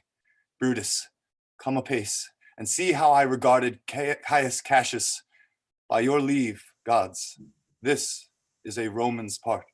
Come, Cassius' sword, and find Titinius' heart. Ugh. Where, Messala, doth his body lie? Lo yonder, I'm Titanius mourning it. Titinius' face is upward.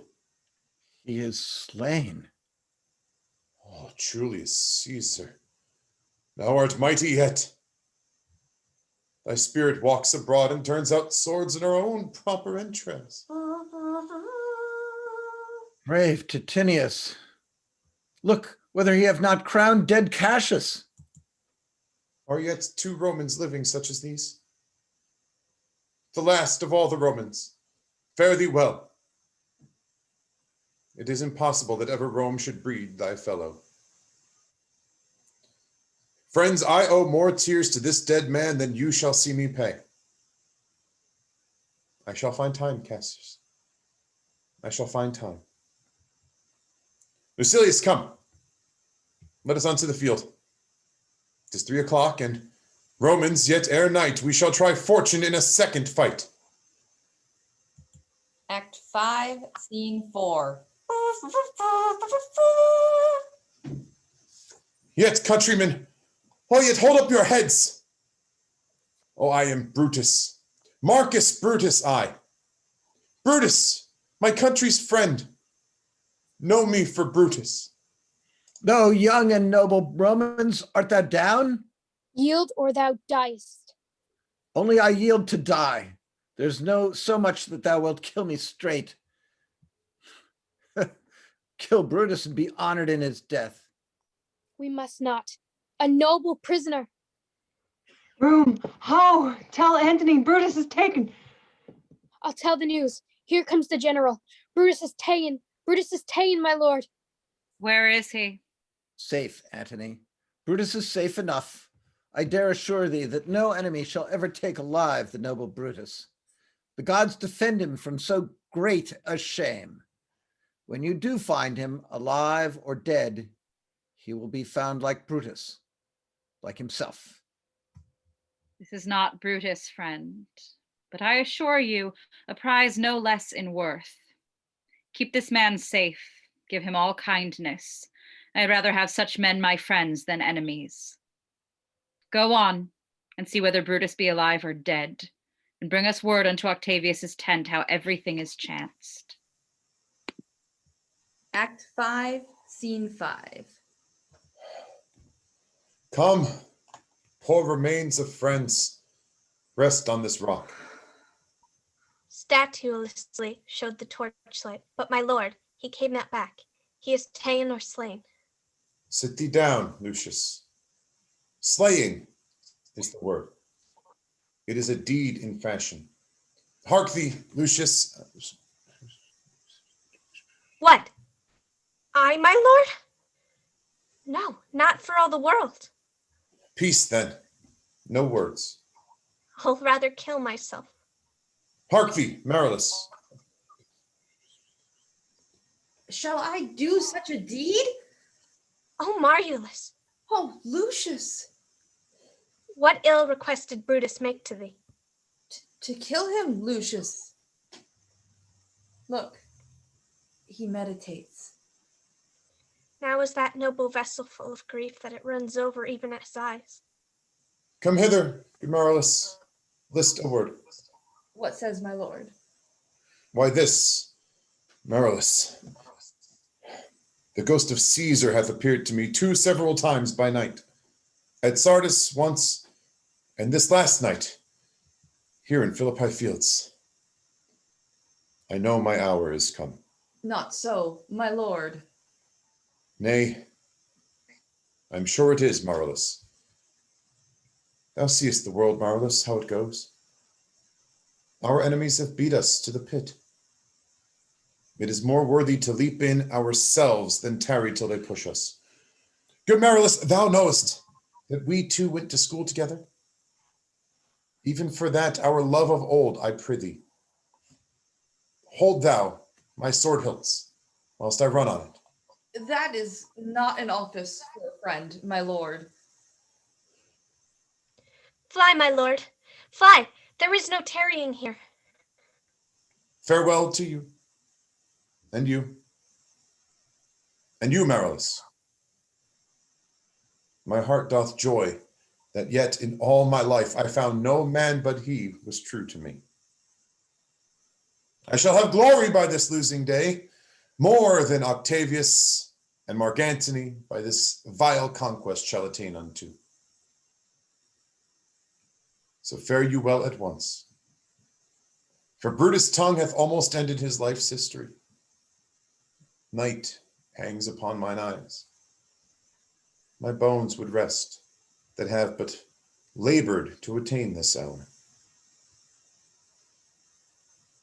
Fly, fly, fly.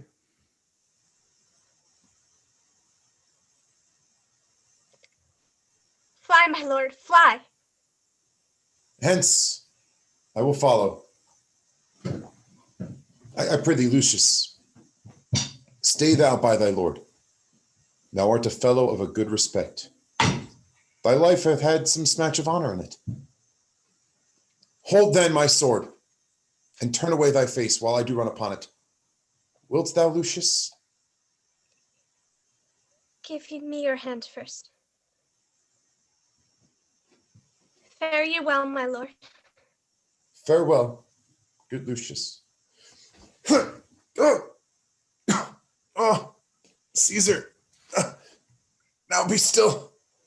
Oh, I killed not thee with half so good a will.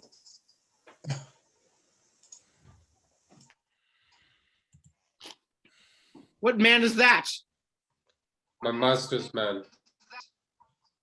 Lucio, where is thy master?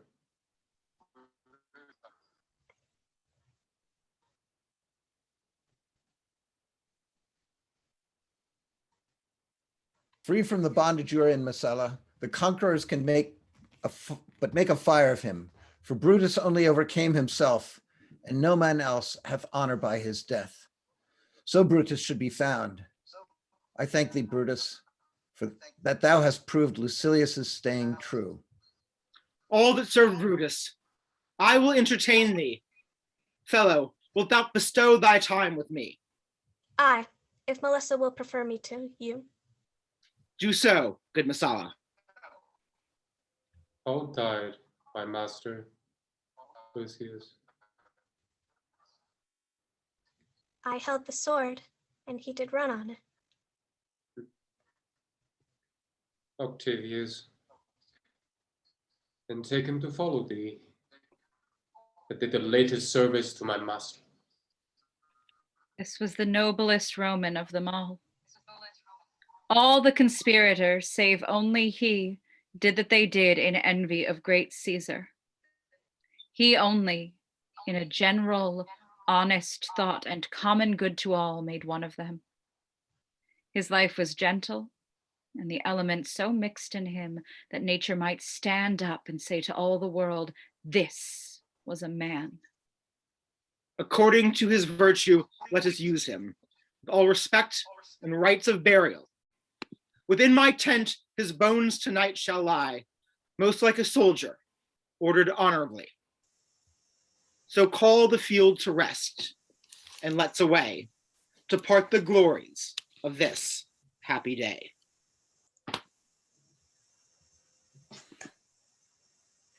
Thank you all. What an amazing gang. I continue to love all of the actors who I get to work with during Livingroom Shakespeare.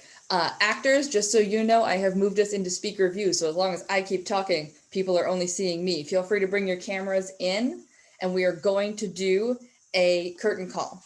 So tonight, I have my list.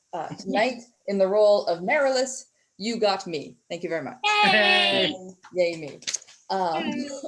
Tonight, as Artemidorus and Octavius Caesar, we had Kurt.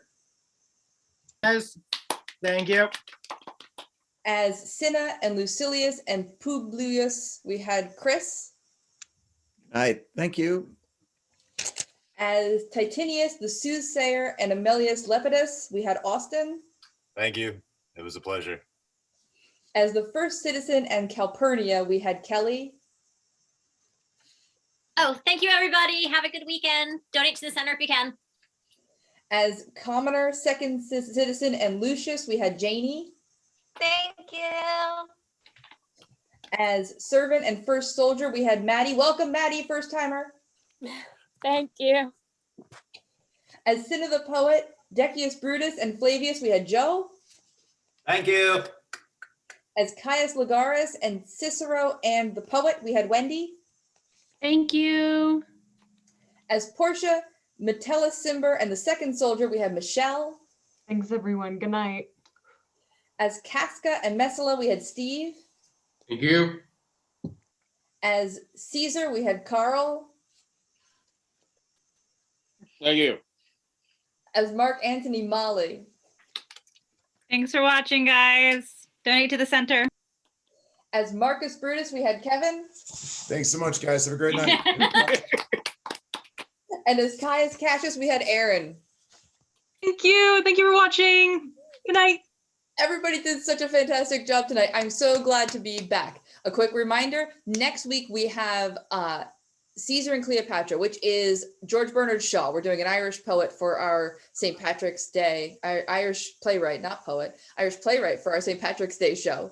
And then the following week, we have Antony and Cleopatra back to our Shakespeare. So just swapping people out all month. So please join us the next couple of weekends for fantastic shows. Please join the center. And on Tuesday for actually St. Patrick's Day, Maybe we'll have a be on the lookout for something short on the Living Room Shakespeare Facebook page. written by our own Kelly Barrett. Prizes. Okay. I'm excited. Okay, so watch out for exciting St. Patrick's Day shenanigans. and donate to the center if you have the ability. We owe them so much, and they are fantastic, and we want to continue to Watch be able to... Laramie Project. Oh, I suppose you should watch the Laramie Project. I may have stage managed that little joint. So you should watch the Laramie Project. It's this weekend and next weekend, streaming from the center. So go to the center website, which is linked in the post here, to check out what they do and what I do there. And you may see some Living Room Shakespeare people in it too. You might. A few of us were in. We had a couple of Living Room Shakespeare actors in that one. Everything is. It's so great to get back into that theater, but also we love to continue doing this work. So all good theater work. Anyways, before we go too long, thank you all so much for joining us tonight, and just all our thanks from Living Room Shakespeare. Beware the Ides of March. March. And good Remember March. Cheers. Good night.